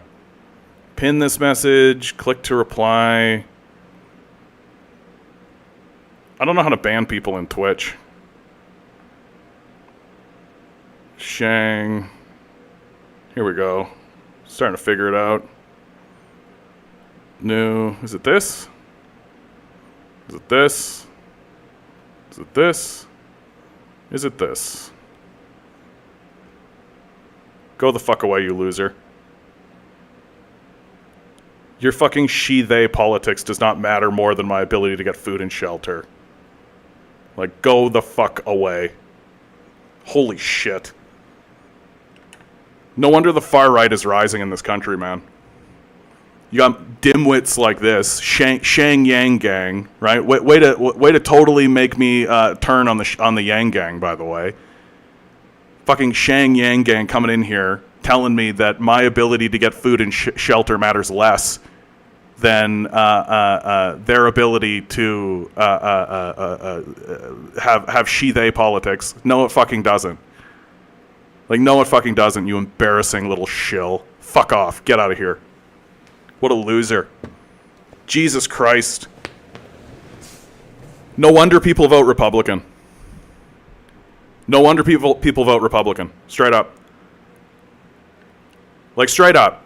If you are prioritizing your she-they politics more than a person's ability to get food and shelter, you are the problem. You are the problem. Full stop. You are the problem. No doubt.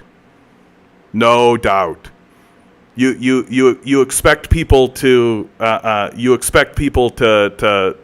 and worship at your fucking she-they politics while you throw them out on the streets into homelessness and pretend as though that's not an issue. Pretend as though that doesn't exist. Pretend as though none of that actually happens. Pretend as though that's not occurring. Embarrassing. Embarrassing. A total fucking embarrassment. Get the fuck right out of here. And stay out. Jesus Christ. No wonder people are voting for Donald Trump. No wonder people are voting for DeSantis, man. When their option is this total denial of the collapse of their economy, this total denial of the collapse of their social systems, this total denial of the economic fall. But what really matters is that I get blue hair and you have to say they. That's what matters more. Not the fact that you're watching your children starve. Not the fact that you're watching your family fall into disrepair. Not the fact that fucking I have to work 3 jobs in order to pay rent. None of that fucking matters. What matters? She, they. That matters. Fuck off. Fucking embarrassing. Is it gonna tell me this every single time this idiot tries to fucking... Like, I don't care. Like, for real, I don't care about this. Like, every single time this moron tries to continue talking, it's like telling me so. And I like, go away.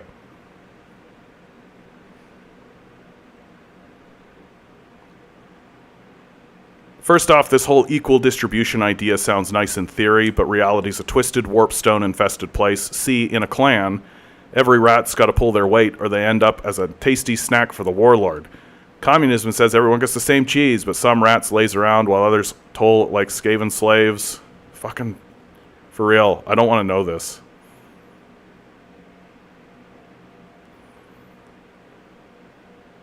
I mean, source required, bud. Simple as that. Like, source required. Like, this idea that people in communist systems lazed around. Like, source required. Like, just because you said so doesn't mean a thing to me. The U.S. threatened Niger to cut off the assistance of its democratically elected leader. God damn, that pisses me off. Hold on. I got to talk about this more. This just embarrassing form of politics that insists that your diversity politics matters more than food in people's mouths. Like, no wonder the left is collapsing. No wonder the left is in total disrepair and cannot recover. No wonder people are voting conservative and Republican. Right? No wonder the society is swinging to the far right when the left is standing up saying this dim-witted, delusional, moronic shit. That me being able to put food in my mouth and pay my rent matters less than their she-they diversity politics. Shut the fuck up. Just embarrassing.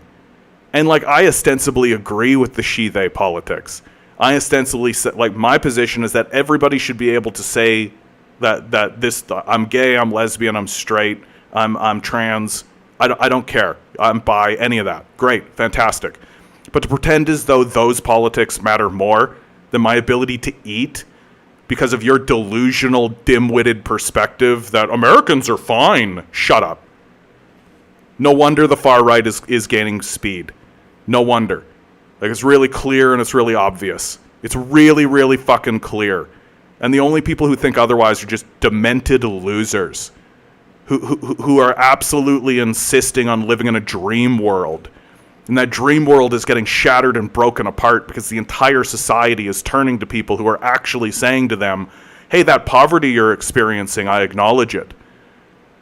Yeah. Yeah, there it is. I see it. Yeah, your ability to eat matters. Yeah. Like, fuck, what a terrible form of politics. What a terrible, despicable, gross, just dim-witted way to approach politics. Yeah, I'm fine if you starve. Yeah, I'm fine if you're homeless. Yeah, I'm fine if there's like gun shootings across America. Yeah, all of that, none of that matters. What matters is she, they. That's what matters. Fuck off. And what a terrible way to gain support for your own position. What a terrible way to convince people that your position really matters. What a despicable, disgraceful way to convince people of their own position. What just a loser way to actually approach this situation. Like, Jesus fucking Christ. Yeah, no, it's fine if you starve as long as, she, they, right? Like, here's your little she, they badge. Starve on the streets. She, they. Fuck off. You not only insult people who are actually fighting for equity and equality in the society with your dim-witted detachment. You're not only insulting them, but you're also insulting your own claim and your own position. Because you're showing all of us that the social justice warriors, the she-they defenders, right, don't give a fuck about us at all. Don't give a shit at all if we're homeless on the streets. Don't care even a little tiny bit. All they care about is their right to walk around with blue hair and be called they. That's all they care about. They don't care about us, even a little, and you saw it here on the chat, right in front of your fucking face. No wonder people are voting conservative. No wonder people are swinging towards fascism. No wonder Pierre Poilievre is standing up and saying that these diversity issues are just garbage. No wonder DeSantis and Trump are walking around saying that these issues are just garbage. Because you have these total demented losers outright explicitly saying in front of your face that it's fine if you're homeless. She, they, though. Fuck off. Jesus Christ, we deserve to collapse. We deserve the collapse that's coming, man. We deserve it. We're working really hard for it. We're working really, really fucking hard for it. We're doing everything we can to betray each other.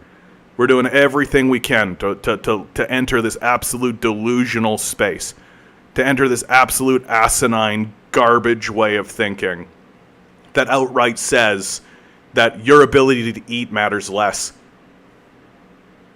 Total trash. Total trash. And if this is how the Yang Gang thinks, fuck the Yang Gang. Fuck the Yang Gang. Ugh.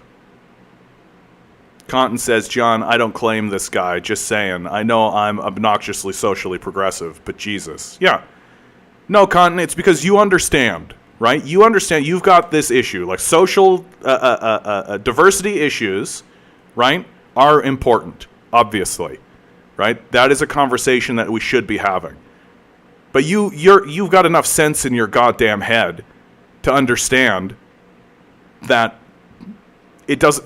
that if somebody's starving in the streets, they don't give a fuck about your she-they politics. That there are things that supersede your own narcissistic perspective of yourself. There are things that matter more than whether or not the right pronouns get said. Even though we can ostensibly agree that those are important issues that are worthy of discussion. But guess what else is probably more important? Whether or not people have food. Whether or not people have shelter. Whether or not people have a life worth living in the first place. Just absolutely bonkers. Just absolutely fucking bonkers that these trash cans would come into my chat and start saying that kind of garbage. No wonder Trump's going to win.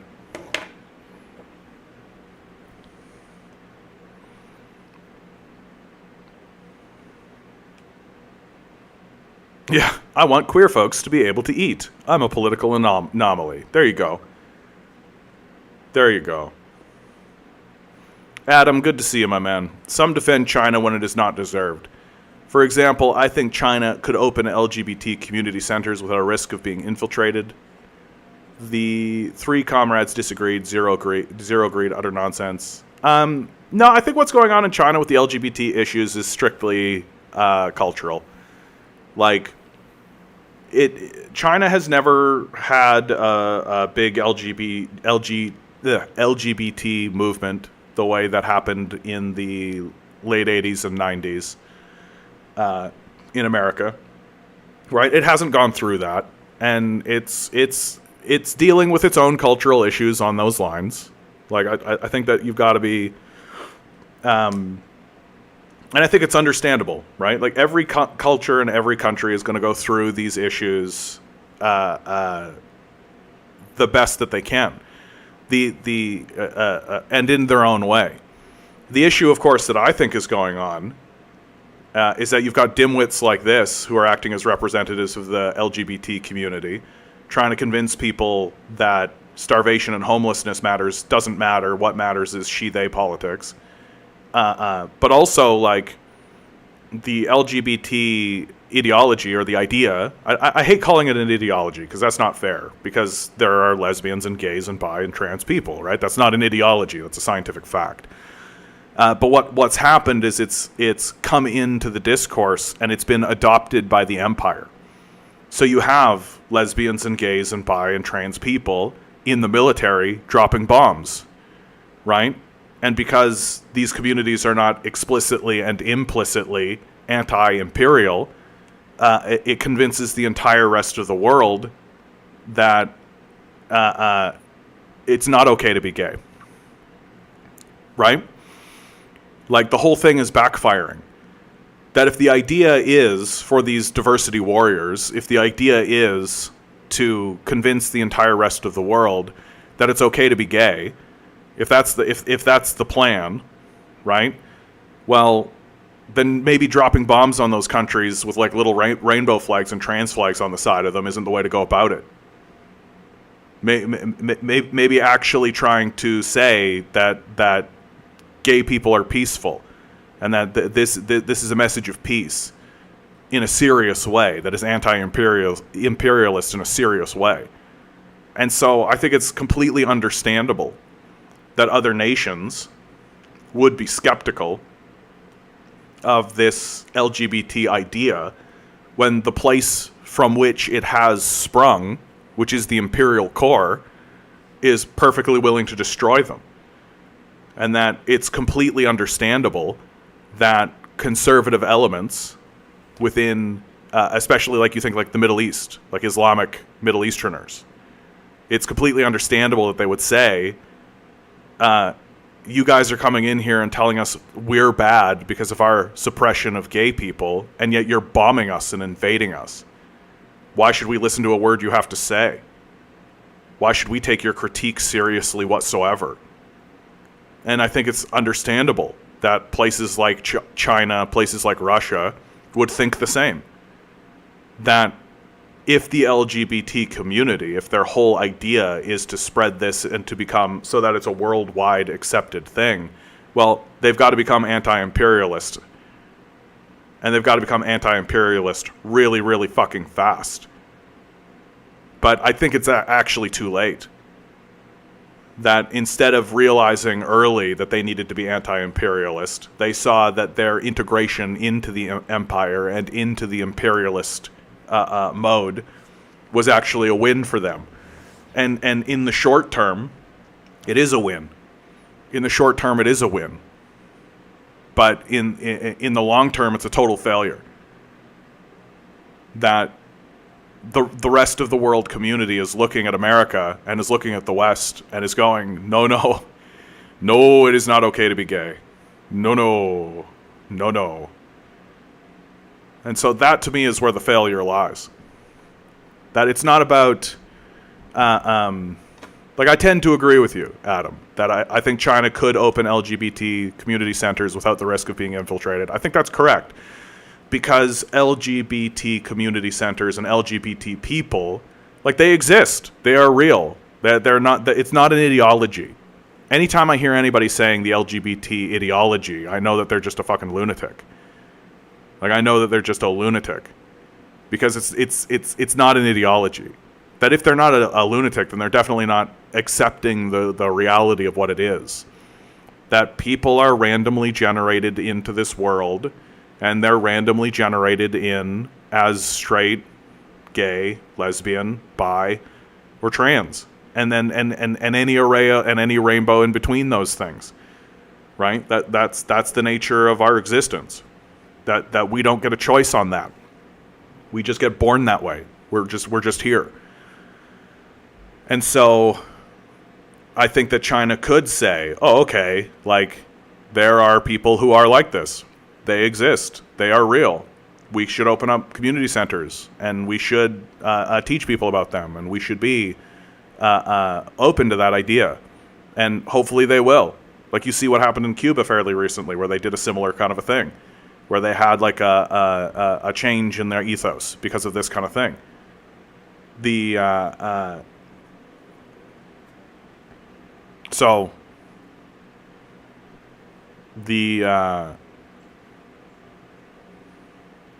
Something tells me China isn't actively kicking in LGBTQIA doors.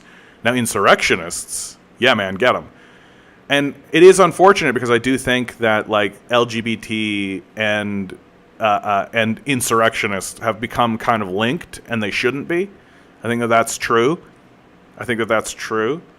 And so here, Adam, I think you found the one guy who ostensibly agrees with you, but also somewhat understands why it's not happening, right? I think it's perfectly possible for China to open up these kinds of centers and not have them be a place where the CIA will come in and infect and all that kind of stuff. Like that. It's a complex issue that, and I'm rooting. At the end of the day, I'm rooting for the gay people. I'm rooting for the LGBTQ community. I'm rooting for them because they didn't ask for it. They just spawned in like this. Right? They just spawned in like this. And they're just confronting a society and a culture that doesn't want to make space for them.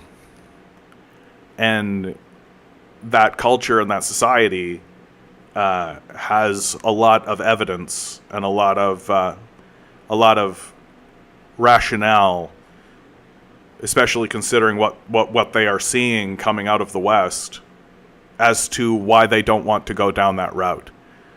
Like, do you really think the people of China want all of their politics to begin revolving around this nonsense? Like, do you really think the people of China are looking at what's going on in America with the LGBTQ issues and the diverse and the divisiveness and how it's become the culture and how it's overwhelmed the society? Do you really think China is looking at that thinking, yeah, we got to do that? That's what we need to do. We don't need to talk about how to improve the quality of life of all citizens. We don't need to talk about poverty alleviation. We don't need to talk about infrastructure building. We don't need to talk about national security. We don't need to talk about all of these other issues.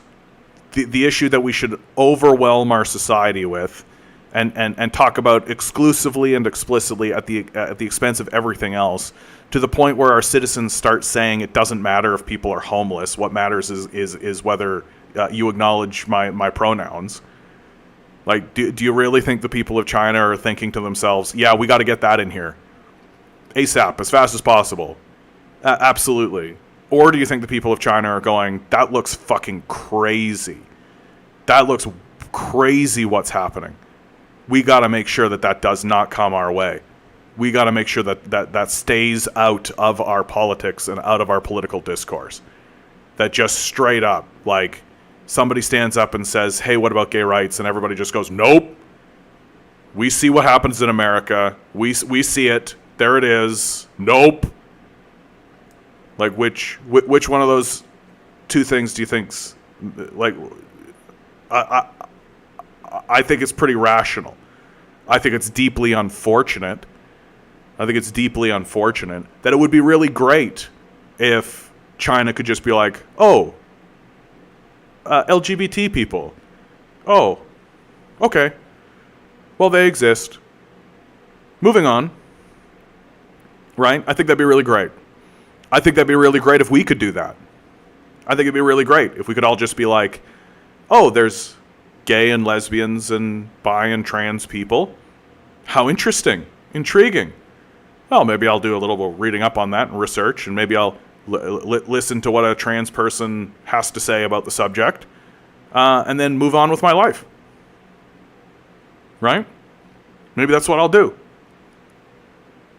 That's not what's happened. Right? We literally have people electing leadership based on this trans issue. That's insane. Trans people represent like 0.6% 0.7% of the population. And this whole idea has just overwhelmed our culture. And we're literally voting people into positions of power. Well, Green, come now. Come now, Green. I mean, good to see you in the chat, bud, and we can discuss it. But I don't think that it is fair to call... first of all, it's not an ideology. It's not an ideology. Straight up. It's not an ideology. These people exist. They are randomly generated into the world.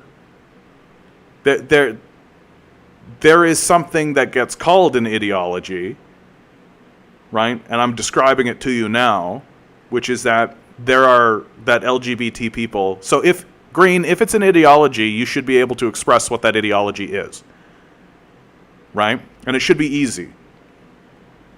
So please feel free to express what you feel the ideology actually is.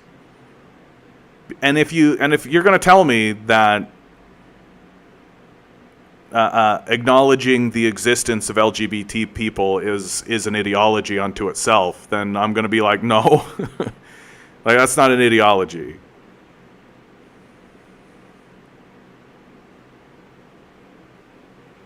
Ought to be put on a pedestal and publicly celebrated.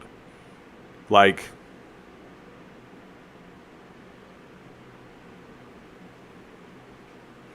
Green is off the mark there. There is a difference between a state just not addressing social issues and investing in it, or deploying the state to kill non-cis het people. Yeah. I mean, there is that, right? Like,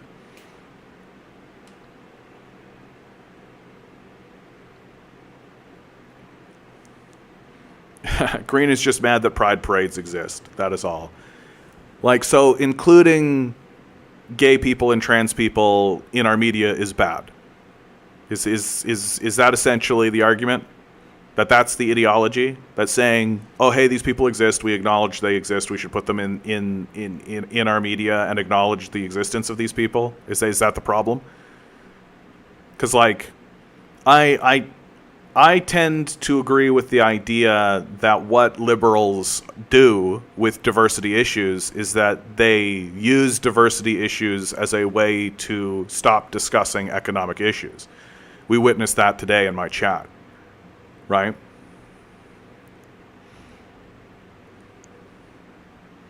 Well, yeah, I would think that believing that that's what's going on, like, I would say grooming kids to be lunatics who think they're the opposite gender is bad. Having to pretend men who put on women's clothes and call themselves women is bad. Like, but these are things that exist. Like, these exist. Like, I work with trans people. Like, I literally work with them. Like, I often find that the people who are critiquing the trans experience, yeah, like, Green, straight up, like, you're wrong. Like, you're wrong. I think you've been listening to Tucker Carlson and Ben Shapiro a little bit too much. That reality is a much more complex thing. Reality is a much more complex thing than your imagination. And so here's how. That people get randomly generated into this world. That the configuration of our biology is not a black and white binary. That the whole XY chromosome thing is actually a lot looser than you're pretending it is. And there's a huge array. I don't understand how that links in The Infamous, but hilarious. And yeah. Now you're getting it, Green. People getting randomly generated into the world goes for every trait ever. There you go. So it's normal, right? So it's a normal thing. There you go. You did it. You got there, right? It's like being black. Like, it's like, no. No. Now you're getting into issues of consent, and you're getting into issues of doing harm to others, right? And no trans person is doing harm to anyone ever. And the idea that a trans person, like, if you're linking serial killers and trans people in your mind, like, that sounds like a very huge leap of logic that I have to say is rooted in bigotry.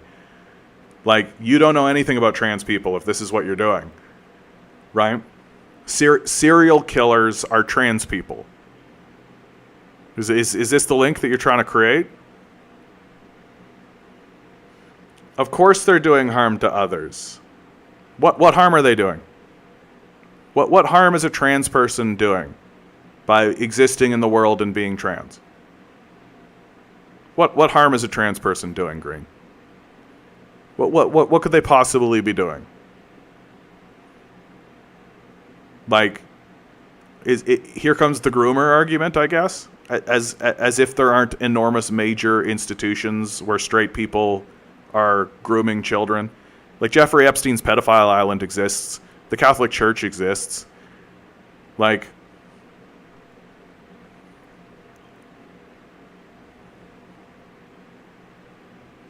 it's a deliberately extreme example used to illustrate the point that no one actually thinks that by virtue of some trait being a product of a random generation that is necessarily wrong to discriminate on the basis of it.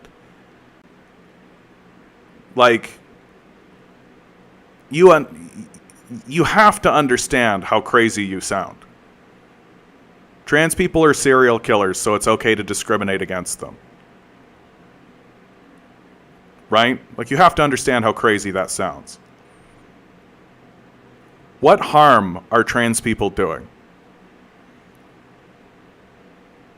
What harm are trans people doing?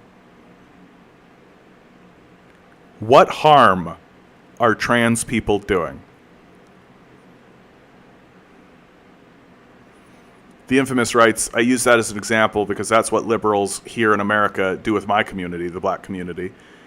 Yet they don't want to talk about wealth inequality for blacks. Certainly not. Certainly not. No. It's all diversity issues, right? It's used as a shield. Like, no, I'm a good and moral person. I can discuss these good and moral. I'm virtuous, right? Of course I'm virtuous. Look, I care about this diversity issue. It's totally okay to be black. I voted for Obama, right? I'm a good person. I'm a good liberal.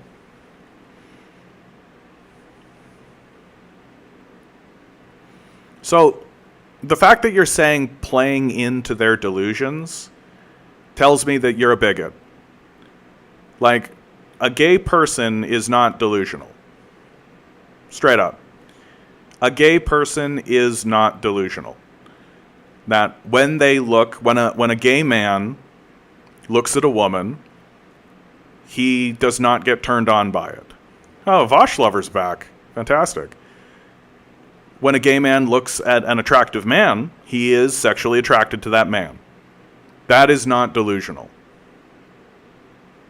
Oh, that trans people are delusional. That, okay. So, again, no. That the situation that trans people find themselves in is that they are born with the equipment, let's say, what you might call the gender, the sex of one group, but find that they wish to act and present in a way that society says is its opposite or the other, right? That a person who is born with the equipment of a woman feels as though they wish to present as what society ascribes as masculinity, and that this is essentially the mode of the way that they would like to live in the world. And it's very simple and it's very straightforward, right? And there's absolutely nothing wrong with it. It causes absolutely no problems for anybody. And they are not trying to convince other people to be that way They are trying to say that it is okay to be that way.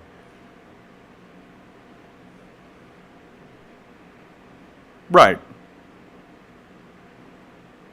So now you're just being semantic. That's all. You're just choosing to pretend that your way of saying things is different somehow. That a person who is born with women's equipment, a vagina, or whatever the equipment looks like, because it is an array, it is a rainbow, and it's worth pointing out, Green. This affects like 0.7% of the population. This is a minority issue. This is a minority issue.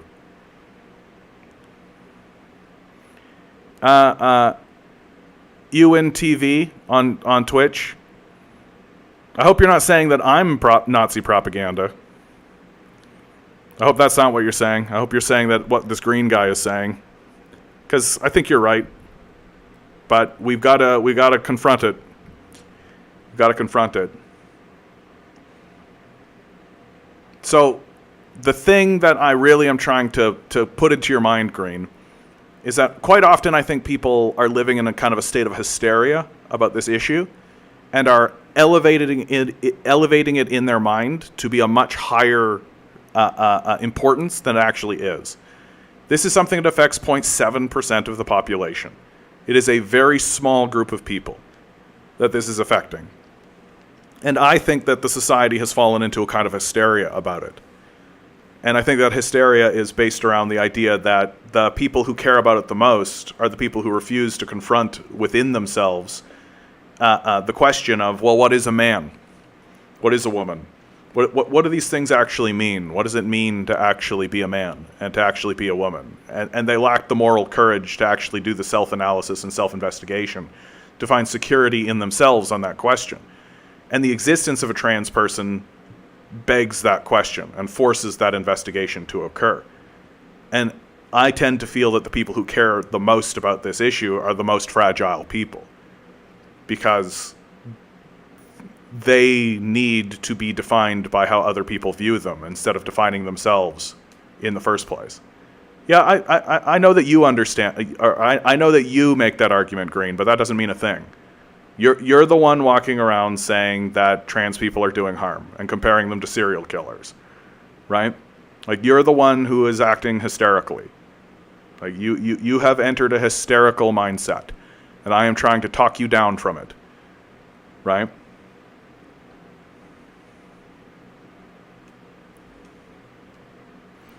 Well, the difference is the conception of man and women people operate off normally. Again, like, you're using these words normally, as if that's a thing. Excludes any kind of notion of a male or female swapping to the opposite gender? No, that's completely false. Like, masculinity and femininity are social constructs that don't necessarily exist. That the way we expect men and women to act in our society is completely defined on what the society says, right? Like, there's equipment that exists, right? The equipment that we give the word man and we give the word female, right? But there is also this idea of gender, of strength, power, softness, chaos or order, right? That don't necessarily exist. And that trans people are existing in this gray area space, that they have the male equipment, but they don't necessarily want to attribute themselves. Yeah, Green, if you're saying that social construct is a meaningless buzzword, you're illiterate. Like pretty black and white. Like, there are social constructs. No, it has a very specific meaning. That's very straightforward and obvious. You just insist on not understanding it because you understand that it breaks down your entire worldview, right? You have to. What isn't a social construct? The fact that you need to eat, needing food and shelter. Those are things that are not social constructs. right? What is the meaning? Well, it's in fact in the hint is in the whole idea of social construct. It's in the words itself. That it is a constructed hierarchy or a constructed view of how the world operates that is maintained by the society. That there is a society, a social component that is constructing value or meaning that doesn't necessarily itself exist. There you go, Green. You figured it out. Like, what I love about talking to you about this, bud, is that you're making these sorts of statements as if it's like every single view of how the world operates is constructed, and I'm literally like, no, yeah, there you go. You did it. No, that doesn't make it meaningless. It just makes it normal. Like, it just makes it normal, bud. Like you keep stumbling into the understanding that it's completely normal, and then saying meaningless. But everything is not a social construct, and I've given you a very clear example. You need food. That's not a social construct. That's a deep reality of your existence, right? So invoking the concept of something being a social construct to invalidate it is meaningless, as by this standard you would invalidate everything. Calling into question things that are just generally accepted is an important part of the left. That's an important thing for people to do.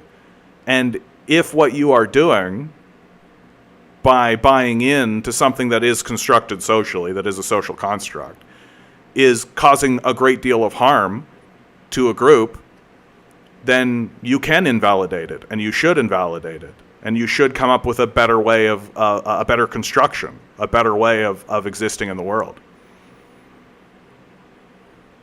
Food is a concept that has been socially constructed. So by that statement, you have actually admitted that you don't know what a social construct is, dude. Pretty embarrassing. Yeah, Conton's asking the real questions. Wow, Green, do you even work, bro? Do you have a job? Do you have a job, my man? No. If you think that food and your need for food is a social construct, then you are being intentionally obtuse on purpose to maintain your bigotry. Very, very straightforwardly. I've literally given you a very clear example of something that is not a social construct, and you have just decided that it is because you're being intentionally obtuse. The concept of food is a social construct. Embarrassing. You're just embarrassing yourself now, man. You're really just showing everybody your unwillingness to seriously grapple with these issues, and that you're willing to be intentionally obtuse on purpose in order to bog down the conversation because you are finally reaching the point of understanding the subject.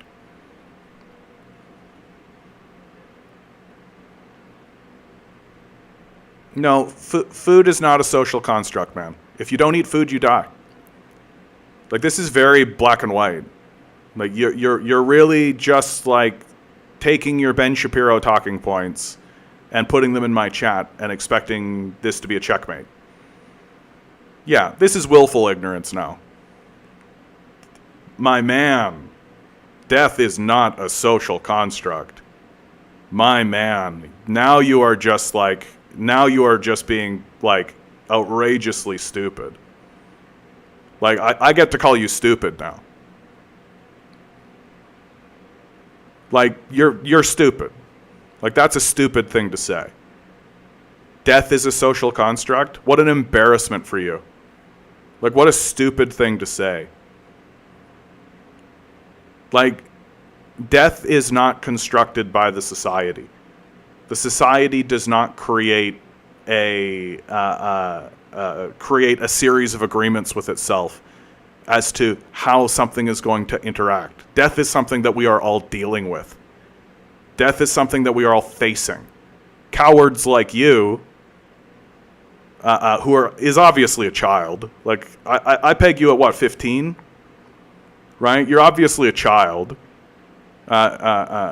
Is too stupid to kind of understand that death is something that we are all facing. It is not a social construct by any stretch of the imagination. And it is deeply offensive and insulting for you to say so.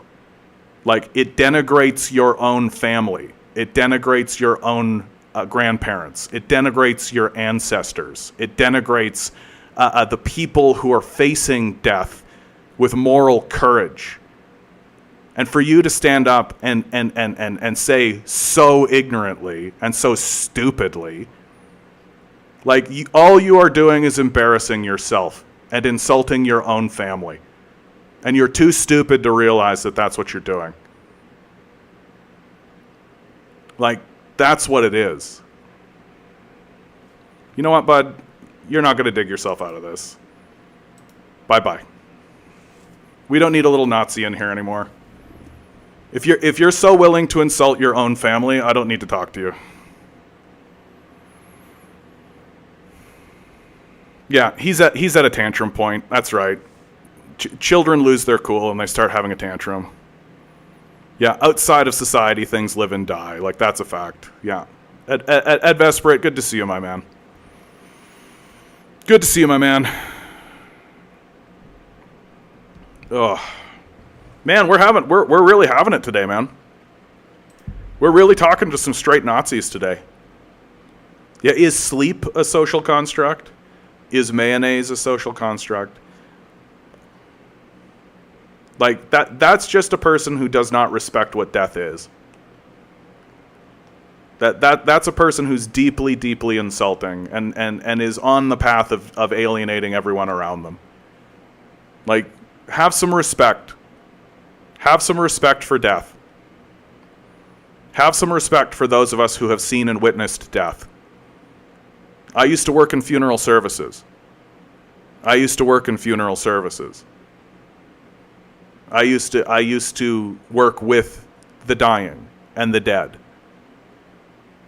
And this child coming in here and mocking those who are going through the process of dying and those who are going through the process of death in order to undercut trans people is one of the most offensive things I've seen on this channel. By far. Gross. Absolutely gross. America deserves its decline. It deserves its collapse. Our education system has failed us. It is not interested in educating anybody on any subject whatsoever. We have no respect for the dead. We have no respect for death. And a guy like Green coming in here really proves it to you. Really shows that that's the case. No, Tinker, I got banned off TikTok, man. I got banned off TikTok for pointing out that Vashlever writes, the education system is very valuable. Did you know in Texas, Vashlever, they're actually tearing down libraries? They're tearing down libraries all through Texas, and they're putting in detention centers. Did you know that? Your beautiful education system that's definitely helping everybody. Texas schools tearing down libraries for detention centers. Repurpose.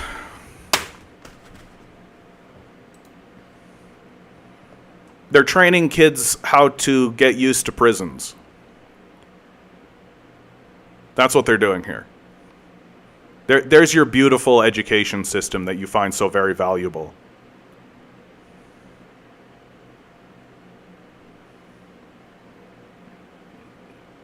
Where would kids go? Lots only get food at schools. Like, are you listening to yourself, my man?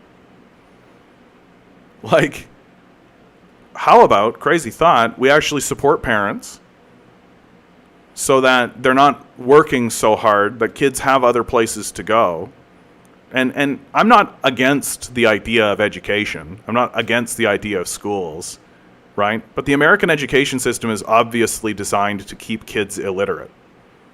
Like, it's pretty obvious that that's the case, right? It's pretty obvious that that's the case. And now they're literally setting up the system so that kids just get used to living in the prison system. It's absolutely brutal.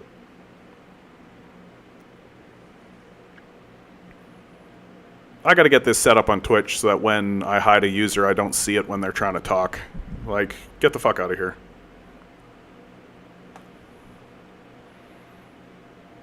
Yeah, that's a fair thing to say at Vesperit. That's a per state basis, not the U.S. as a whole. But come on. Like, my opinion of this trans issue is like, we have fallen into a hysteria as a people.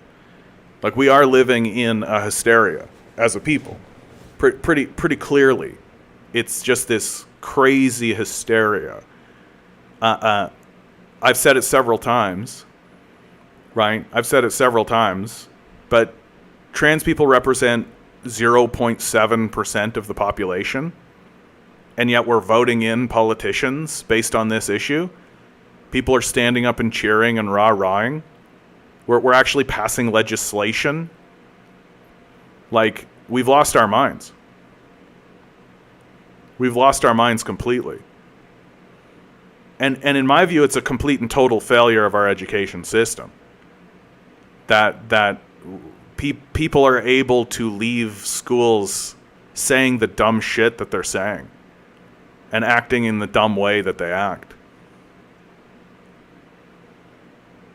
Yeah, PragerU teaching children in Florida. That's an absolute crisis. Yeah, that's a crime.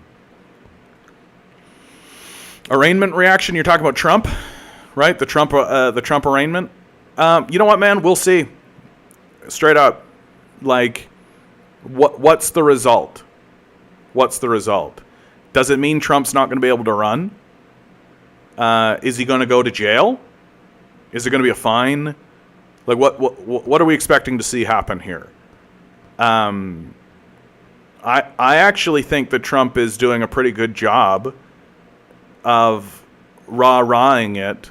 The narrative that I'm seeing coming out of the Trump administration, or the Trump administration, of the Trumpers, is if they can do this to him, they can do this to you. And that's pretty effective. Like, that's pretty convincing, if you ask me. That if you were a Trump supporter, or even if you were an anti-government type, as is many people in the society, and they're seeing what's happening to Trump, I think the dividing line is whether or not you think there's legitimacy to it or not. And that's really tough to figure out if there is legitimacy to it or not, because what's happening to Trump seems to be drawn on political lines almost exclusively. That if you're a Democrat, you're like, yeah, get him. And if you're a Republican, you're like, this is terrible. Right? It's a striking point. It's a lightning rod for political division. Right? It's a lightning rod for political division. And we'll see.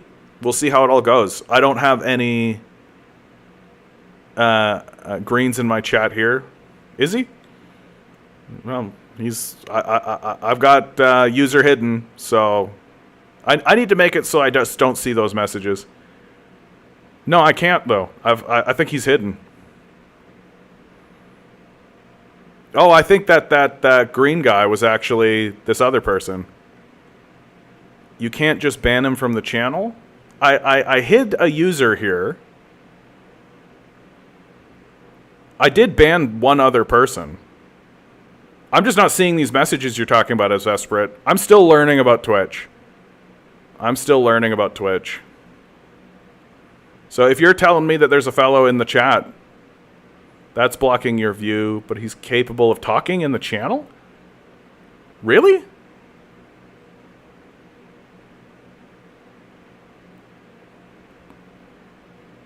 Okay, hold on. That's dumb. I'm still learning about how to ban people and do all that kind of stuff. So when I say I got follow, whisper, oh, it's this. Yep, bye-bye.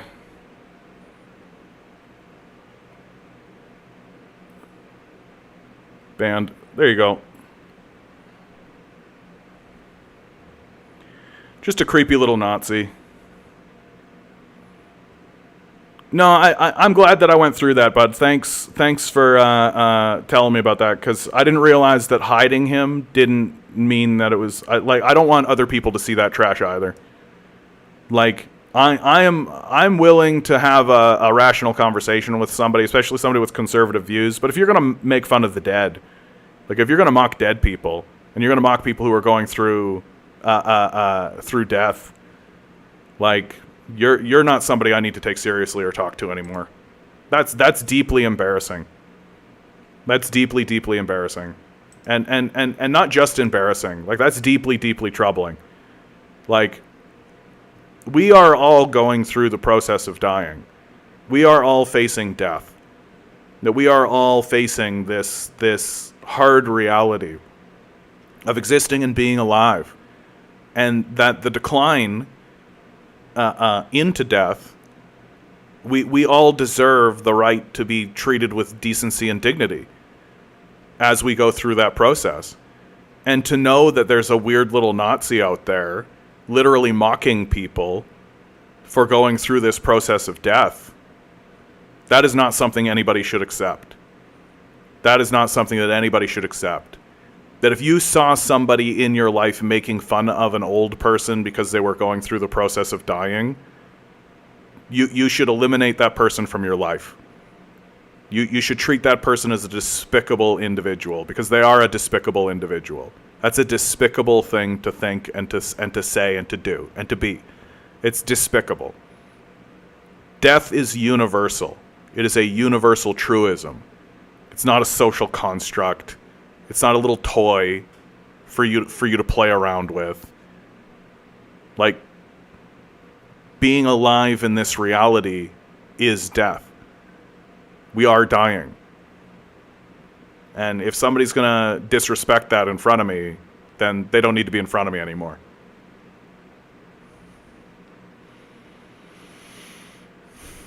Yeah, they'll cycle the race issue. Oh, Adam, I'm not ignoring you, my man. You just kind of came in.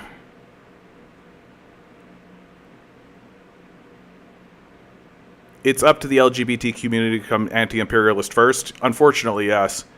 Before being accepted of who they are and supported by the Chinese government, and to be supported. That's not really the argument I'm making, man. I'm just saying that it's more complex than you're laying out, and that like it's completely reasonable that other nations and other people who are looking in on Westerners would think this is wild. Like I think it's completely reasonable that all you got to do is just like accept that like they didn't go through an LGBT reformation or a cultural moment that just didn't exist in China and in Russia and these places. It's just not existing. And that they are looking at America doing it, and it's completely reasonable for them to walk away saying, that's wild. Like, boy howdy, no. Like, for God's sakes, I think this conversation with Green, like this conversation with this kid is just like, should be evidence to that. Like and again, I'll say it again, and hopefully you hear it. It's unfortunate. I'm not happy about it. I'm not saying it because I'm like, rah, rah, hooray. But I think it's real. And I think that's the... And I'm not going to shit on somebody for it.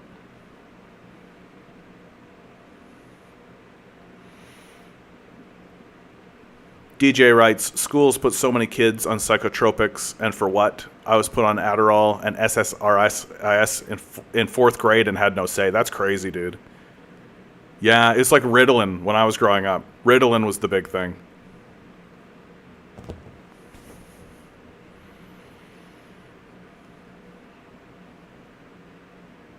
Is PragerU actually in the classrooms in Florida?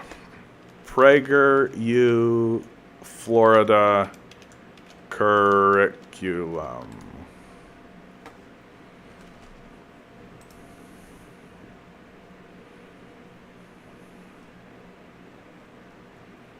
America is in decline.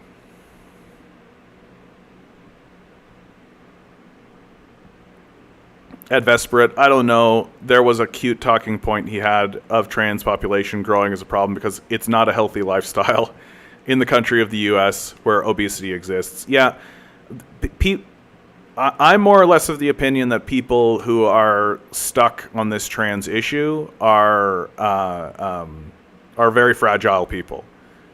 Like they are not secure in their own sexuality. They are not secure of in their own well-being or their own personhood, and so they're taking it out on everybody around them instead of actually facing their own reality and instead of facing what's going on in their own reality.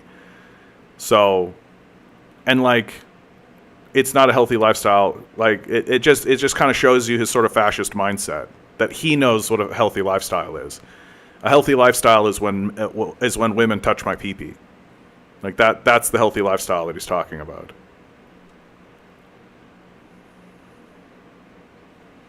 When it's okay, show me the pinnacle humans are advocating for the well-being of others. Yeah, exactly. Like it's like this absurd idea.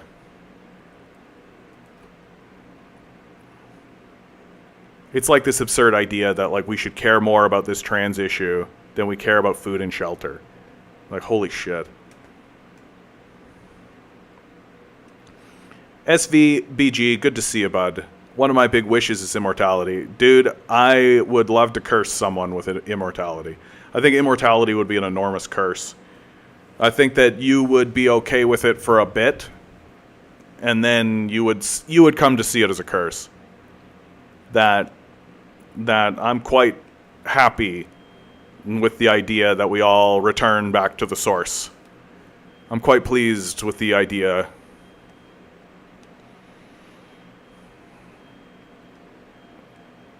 I'm on Concerta, and it's a legit life changer for me. Would never force it on anyone, though. Yeah, I mean, that's part of the issue, right? Is that it's like a lot of these drugs, like once you start getting into like giving drugs to kids, you know, I'm a bit like, I understand that it's like up to the parents. Like the parents do have that kind of call. But I still am just like, like like what we're doing to kids in these school systems is pretty inhuman, you know?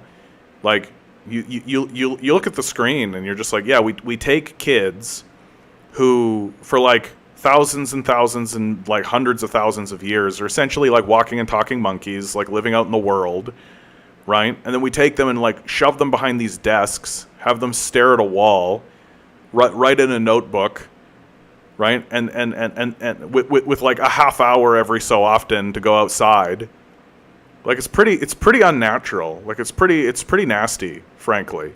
Like people should be outside. People should be learning how to garden. People should be learning how to interact with the land. People should be learning about the land. People should be looking at the sky and feeling the sun and should be we shouldn't be just like, and if you want to teach kids history and all that kind of stuff, do it that way. This idea that we're jamming a whole group full of kids, like 50 kids into a room with some teacher at the front, and then saying if you suck at that or if you're not good at existing in that, then you need drugs. It's pretty brutal. Pretty brutal, honestly. Adam writes, Cuba's LBGT revolution was largely the government just one day giving them the greatest rights on earth. I'd argue they are not far off China and Russia in suppressing the community over the decades. Yeah. Like I'm really sympathetic to the LGBT community on this. And I ostensibly, like, my hope for China and Russia is that they do go through a period of reformation. I hope they do, and I hope it's based completely on the idea that these people are generated in and they're here, and there's no reason to persecute them. There's no reason to treat them without dignity and to say you don't get to be part of our society. And if you, like, one of the better analogies I've ever seen is that there was a period of time when being left-handed was considered a sign of the devil. That if you were left-handed, you would get persecuted for it.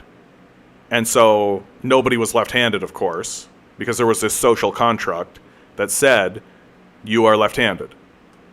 And left-handed is being part of the devil. And so finally that breaks down, and people finally go, no, like, come on, left-handed people exist. They're randomly generated into the world. It's completely natural to be left-handed. And all of a sudden, left-handedness spikes in the society, right? And then it plateaus. And it plateaus to the level of which there are left-handed people. And the same thing happens with gay people, and the same thing happens with trans people.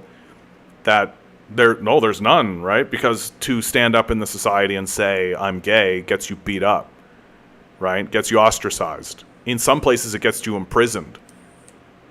And so once that social construct leaves, right, what happens? It spikes up to the level of which it exists, and then it plateaus. Do I think LGBTQ numbers will plateau eventually? I think they already have. I think they already have plateaued. That they represent something like 10% of the population.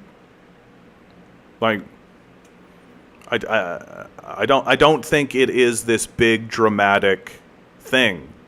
I think our culture has lost its mind about it.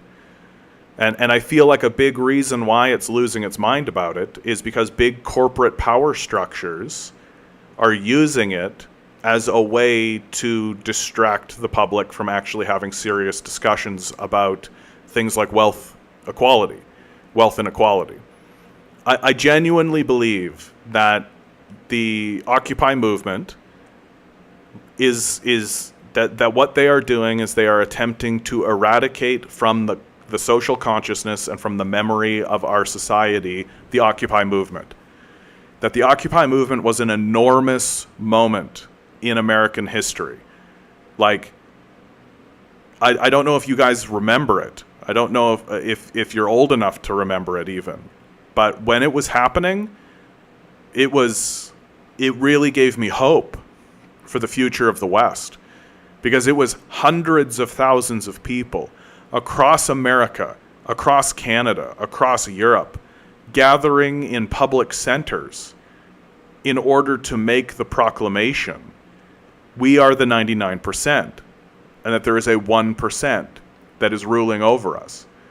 That it was explicitly and expressly a class movement that said there are classes and we are ruled by classes, and we no longer wish to be ruled by classes. And this class dynamic needs to be discussed, and our media will not discuss it, and our politicians will not discuss it. And so hundreds of thousands of us are taking to the streets and forcing the conversation to happen. Forcing the conversation to happen. And it was the first time in my lifetime that a serious class discussion started to happen.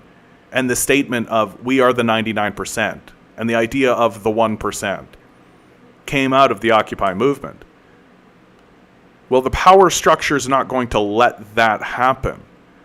They're not going to just be like, wow, what a thing that happened. Oh, well, off we go. That they need to erase this from the social consciousness as fast as possible. They need to make everybody all consumed by anything other than this. That this conversation about the 1% needs to stop. Well, what's a good way of doing that? What's a good way of doing that? Flood the media with an issue that is important, but rests to the side of class dynamics, and that is diversity issues. Flood the airways. Find the issue that takes up as much space as possible. And it turns out the trans issue is doing a really good job of it. It turns out that all of these corporations, all at once, simultaneously, all jumping on board with trans rights issues, looks to me to be coordinated. And it looks to me to be coordinated specifically so that we will not have another Occupy moment. Specifically so that we will not have hundreds of thousands of people in the streets raising their voices up, pointing out that we are ruled and dominated by the 1%. That's what it's all about. That what these liberals are doing, what these people are doing, is using diversity issues as a shield in order to protect themselves from us. That as long as we are occupied, as long as we're talking about Dave Chappelle talking about trans people, as long as we're talking about trans rights, as long as kids like Green are coming in here talking about trans issues, then they'll never actually talk about the illegitimacy of the ruling class and the wealth disparity that exists in this society. And that's what's happening.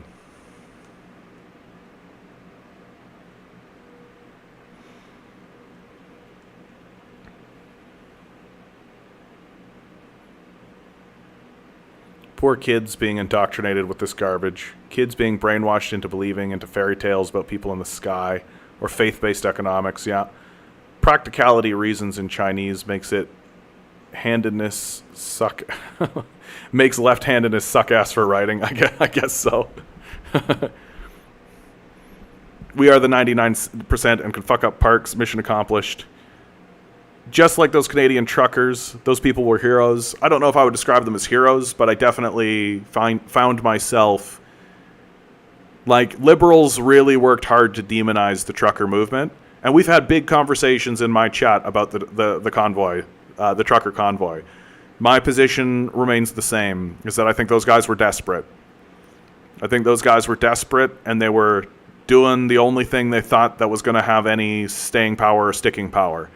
And they ended up falling for all the traps, falling into all the pitfalls. And frankly, it's their solutions were bad.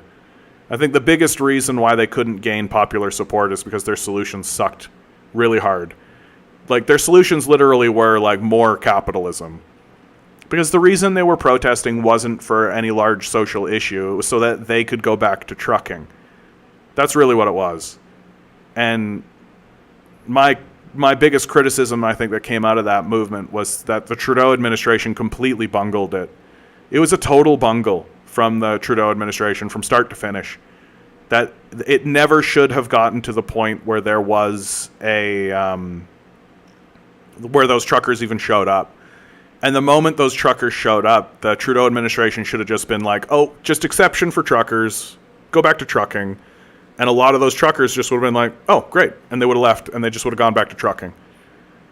Right? In my view, it was from the beginning, it was a complete and total bungle by the Trudeau administration, based on nothing. Just based on just like petty power and just the Trudeau administration's arrogance. And Trudeau's arrogance, frankly. That like anybody with any sense in their brains would have been like, oh, like 1,000 trucks are showing up, honk honk, in order to cause all problems in Ottawa and be a big pain in the ass? What's their demand? Oh, that the legislation that we passed is making it so they can't truck around? Well, fuck, just put an exception for truckers. Like, they're done. We're done. We're done. Whole protest movement over. You don't need to do a big, like, let's evoke the Emergencies Act in order to round people up and freeze their bank accounts, and one of the most fascist draconian acts that has happened in Canada in decades. You don't need to do that. Like, all the Trudeau administration had to do was just bend a little. Just look at the populace and just be like, yeah, okay. And, like, if people had to push back on him, he could have just been like, look, truckers are by themselves most of the time. They're not interacting with the public in a big way, right? Forcing these guys who are so obviously willing to go into big protest about this to get vaccines when they're not a significant threat. Like, they're not a significant threat to the health of the nation. They're just not. Right? Even if you were to take like the absolute worst view of what COVID was, they are absolutely not a major vector. And the fact that the Trudeau administration just refused to just be like, oh yeah, exception for truckers, go back to work, really shows you how fucking stupid and arrogant these people are. Like, really shows you how incapable the Trudeau administration actually is. Like, anybody with any brain in their head at all would have done that. And he just wouldn't. It's just embarrassing. It's just embarrassing. It's like bad governance. Like seriously. Like, terrible governance.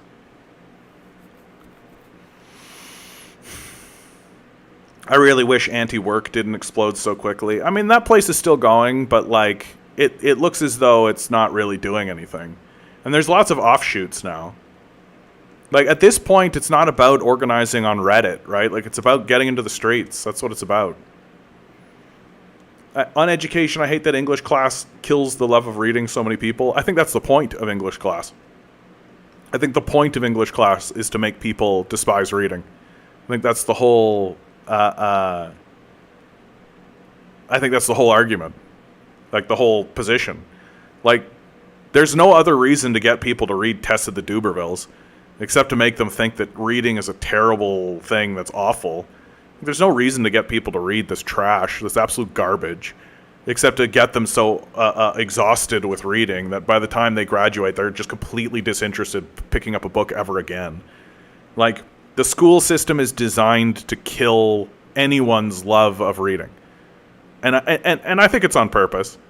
I think they know it. I think they're aware that that's what they're doing.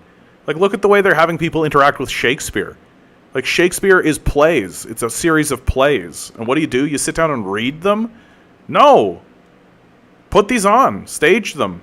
Or have a group who is staging them and then have people see them be staged. Like, this idea that we're all just sitting down and, like, reading these things. Like, fuck off. Fuck off, man. When I think back about my time in high school, like, even at the time, I was just like, this sucks. I hated high school. Like, my dad and sister are trying to convince me to go become a high school teacher, right? And I'm just like, bro, I hated high school. I hated high school. I still hate high school. I went into a school recently and was just like, nope, not turning this into my life. Like, fuck. Tedious. Boring. Annoying. Awful. And then you look back on some of the books that they like made you read. 1984, Animal Farm. It's like literally anti-Soviet propaganda. They're just jamming into your brain. Just to be like, this is how the Soviet Union was. Here's an allegorical book about pigs and a farm. Instead of like, here's an economics book. Here's a history book. Right? So instead of actually teaching people actual history about what actually happened, they're literally just like, pigs on a farm. And it's like so boring and so annoying that like the only rationale that I can come up for why this system is structured that way is specifically so that people will hate reading by the time they graduate. Turn reading into work. Make reading work.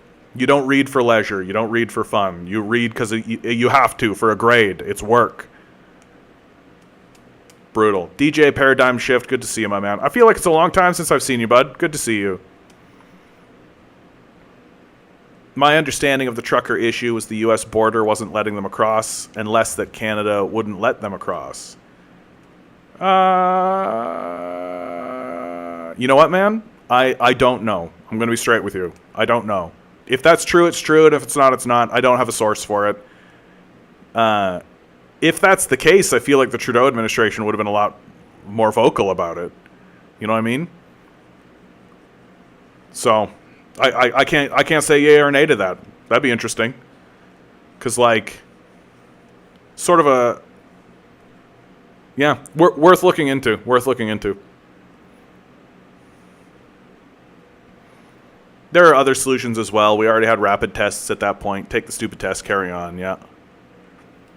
I mean, 1984 is anti-authoritarian before it's anything else. Well, and there's a great introduction that they found George Orwell wrote. And I forget if it's for 1984 or if it's for Animal Farm. But he wrote this introduction that didn't get included. And the introduction basically says, this is about my concerns about British society.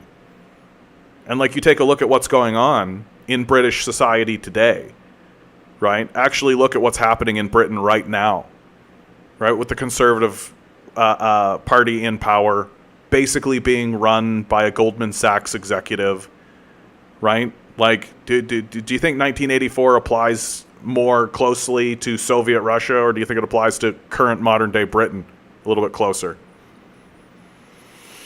Adam writes, unless you're going to argue that people are falling for a fad or a trend, yeah, source then, please, exactly, because 20% of Gen Z identifies as LGBTQ. Yeah, but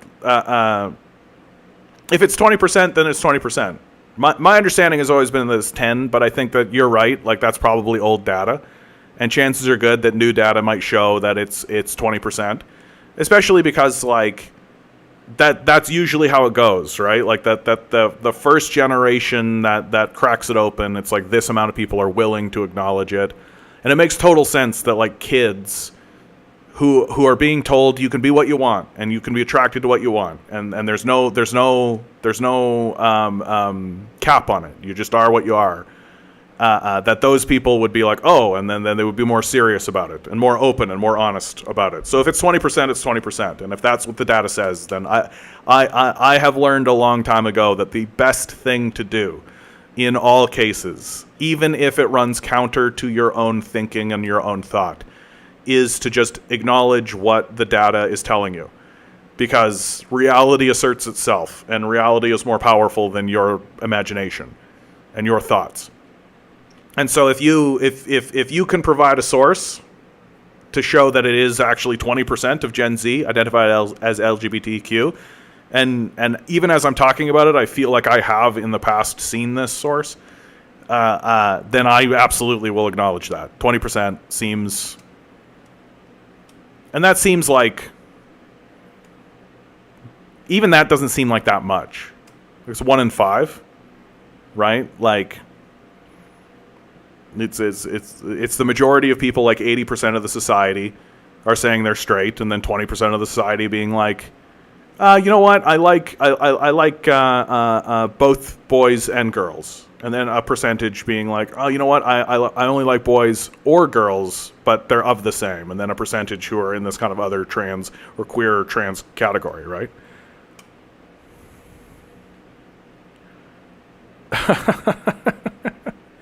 Dude, what are you doing there, Han? You okay?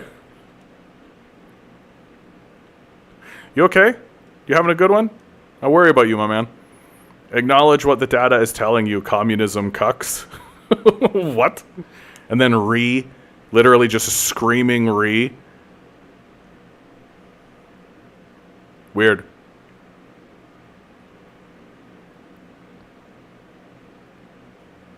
There's a great meme of 1984 being banned for both anti-Soviet in Russia and anti-democracy in the U.S.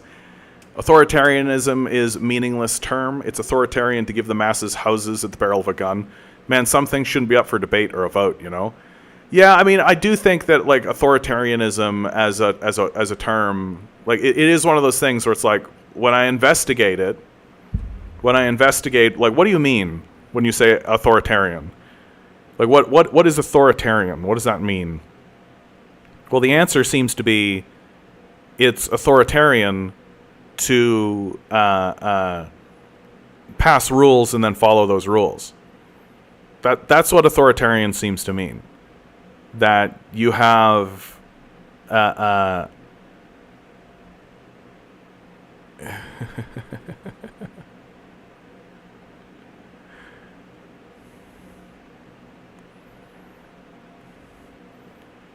Well, Han, hold on.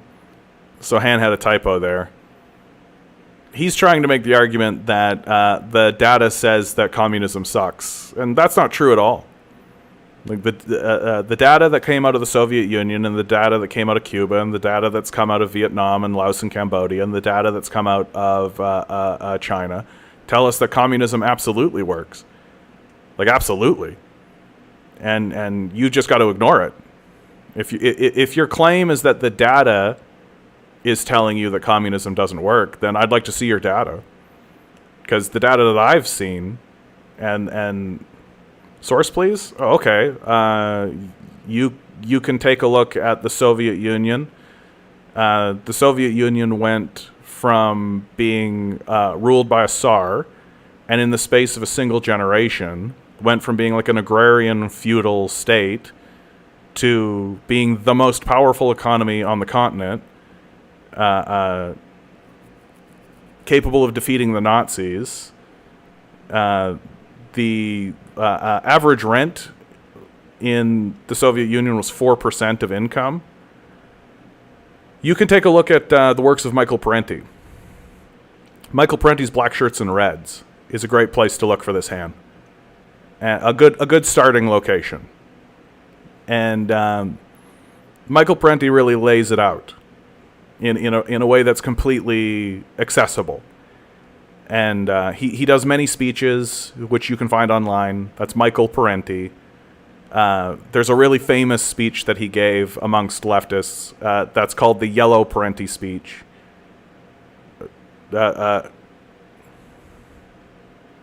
Michael Parenti's Black Shirts and Reds. Michael Parenti's Black Shirts and Reds. Like, do you not have ears? Can you not hear? Michael Parenti, Black Shirts and Reds. In it, he lays out the many successes of the Soviet Union and the successes of the Cuban Revolution. Yeah. My source is a book written by a professor. Like, do you not understand what sources are, my man? Like, you're sitting in my chat making fun of communism, and then, like, are you afraid of literacy? Is that what this is? Oh, yeah, Thomas Sowell. What an embarrassing source to use. Like, Thomas Sowell basically just ignores the evidence, right? Like, that's all he does. That he's not actually a serious source, just like Milton Friedman. Yeah, of course I'll shit on your source, because your source is embarrassing. Like, Thomas Sowell is an embarrassing source of information. If you're using someone like Thomas Sowell as your source, like, absolutely brutal.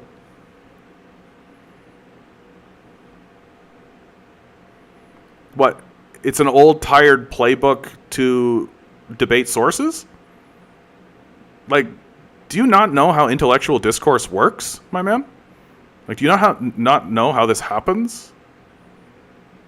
It never changes and you all... Yeah, it's called intellectual discourse. It's how intellectuals talk about what's going on in the world. See, the difference between you and me is that I know who your source is, and I know that he's full of shit. You have no idea who Michael Parenti is, because you don't know anything about the subject, right? You haven't actually seen both sides of the conversation, right? Have you read Michael Parenti's Black Shirts and Reds? I've read Thomas Sowell. I find him to be unconvincing. Have you read Michael Parenti's Black Shirts and Reds? The answer is no. And so which one of us is more educated on the subject? Like, you're throwing a little hissy fit in my chat, my man. But you haven't read the subject. Like, why should I listen to a thing you have to say? Ed Vesperit says, I just go with the unfettered true communism state's been established prior. CIA just takes containers of weapons and money to destabilize. Yeah, that's true. Like, we're really talking to some real wild ones today. Like, people saying things like my illiteracy is better than your literacy. Like, that's what's shocking, right? Like, yeah, Black Shirts and Reds chapter 3 is very good. Yeah. Like, CIA data says communism doesn't work. Exactly. Like, it's really shocking that people think their illiteracy is better than my literacy. Like, that's what's really shocking. Like, here's a person who is citing Thomas Sowell, of all people, most embarrassing source he could reach for, and while simultaneously refusing to understand or read the other side, right? So if you only use one embarrassing source and you don't know anything else and you refuse to actually have your source challenged, then you can believe what you like. You just believe what you like. It's no different than clinging onto the Bible. It's no different. Like you're just like, I know the one true gospel, and no, I'm not going to read your book. Well, then why should I take you seriously? Yeah, the lengths people go to defend landlords. Yeah, really now. It's really quite embarrassing. Yeah, I know. Thomas Sowell betrayed his community. I understand. He's essentially an Uncle Tom. Like, I know who Thomas Sowell is. Like, he's embarrassing. He's like an Uncle Tom figure who betrayed everything that he believed in for money. That's who he is. That he took the bribe. Like, that's why he's so embarrassing. That the capitalist system basically says to Thomas Sowell, take the money. There's another fellow who's done that fairly recently by the name of Dave Rubin. Like, Dave Rubin also betrayed the left and also changed his entire worldview for money. Right? It's just what happened, dude. Like, it's just what happened. Like, if you would like to become literate on the subject, Michael Parenti's Black Shirts and Reds. It's right there. I'm giving it to you right now. Michael Parenti's Black Shirts and Reds. There's your source. Off you go. Get this Thomas Sowell garbage out of here. Because Thomas Sowell is like, he betrayed everything so that he could so that he could take the money. And then he stands in front of people and just espouses this pro-capitalist garbage with talking points that are easy to debunk and easy to dunk on, which people obviously do because you expect it to happen, right? It's just that you've decided to throw your chips in with this total loser who betrayed everybody to get into his position. Like, I don't know why.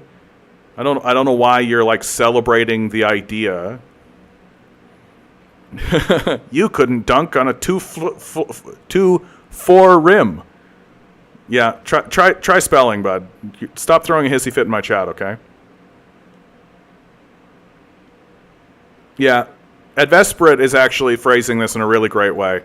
I don't really care if others don't support communism or socialist systems, but I just want to know what's the great part about plutocracy that justifies its existence. Yeah. Like, why are we supposed to keep going along? Right? I love it. And then Han is like, make fun of my typos. It's all you have to defend yourself. Michael Parenti's Black Shirts and Reds. Stop throwing a hissy fit in my chat. You're just having a little hissy fit. It looks really embarrassing, bro. Yeah, I've read Thomas Sowell.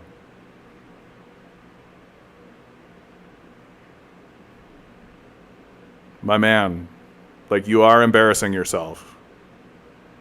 Like it's so embarrassing, dude. Like, literally, I'm telling you to read this source.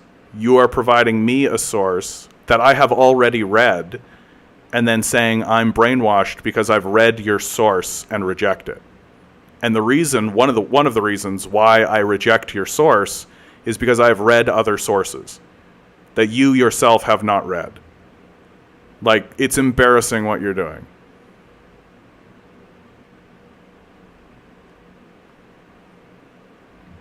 Ugh, Jesus.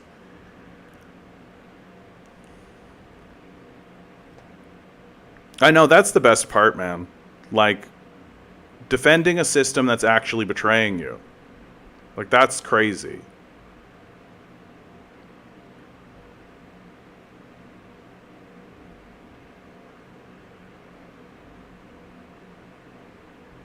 Man, we've just had lots of wackos in today, man.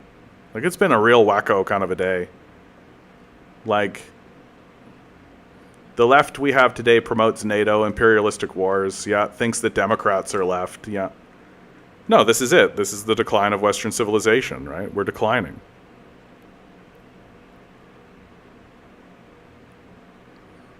Right? We're in a decline. A fairly significant decline. And and it's a decline that I don't think we're going to recover from. And it's more or less been curated at this point. Like if you destroy any movement that exists in order to articulate any alternative viewpoint, well then what are you left with? Right? You're either left with people who are actively seeking to maintain the system that is itself in collapse, or you are left with people whose ideas are let's collapse the system faster. And that's more or less what we're seeing. That the libertarian right is essentially saying a return to feudalism is the way to go. And then the Democrats basically exist to promote the idea that the system should just remain in a free fall collapse. It's pretty crazy.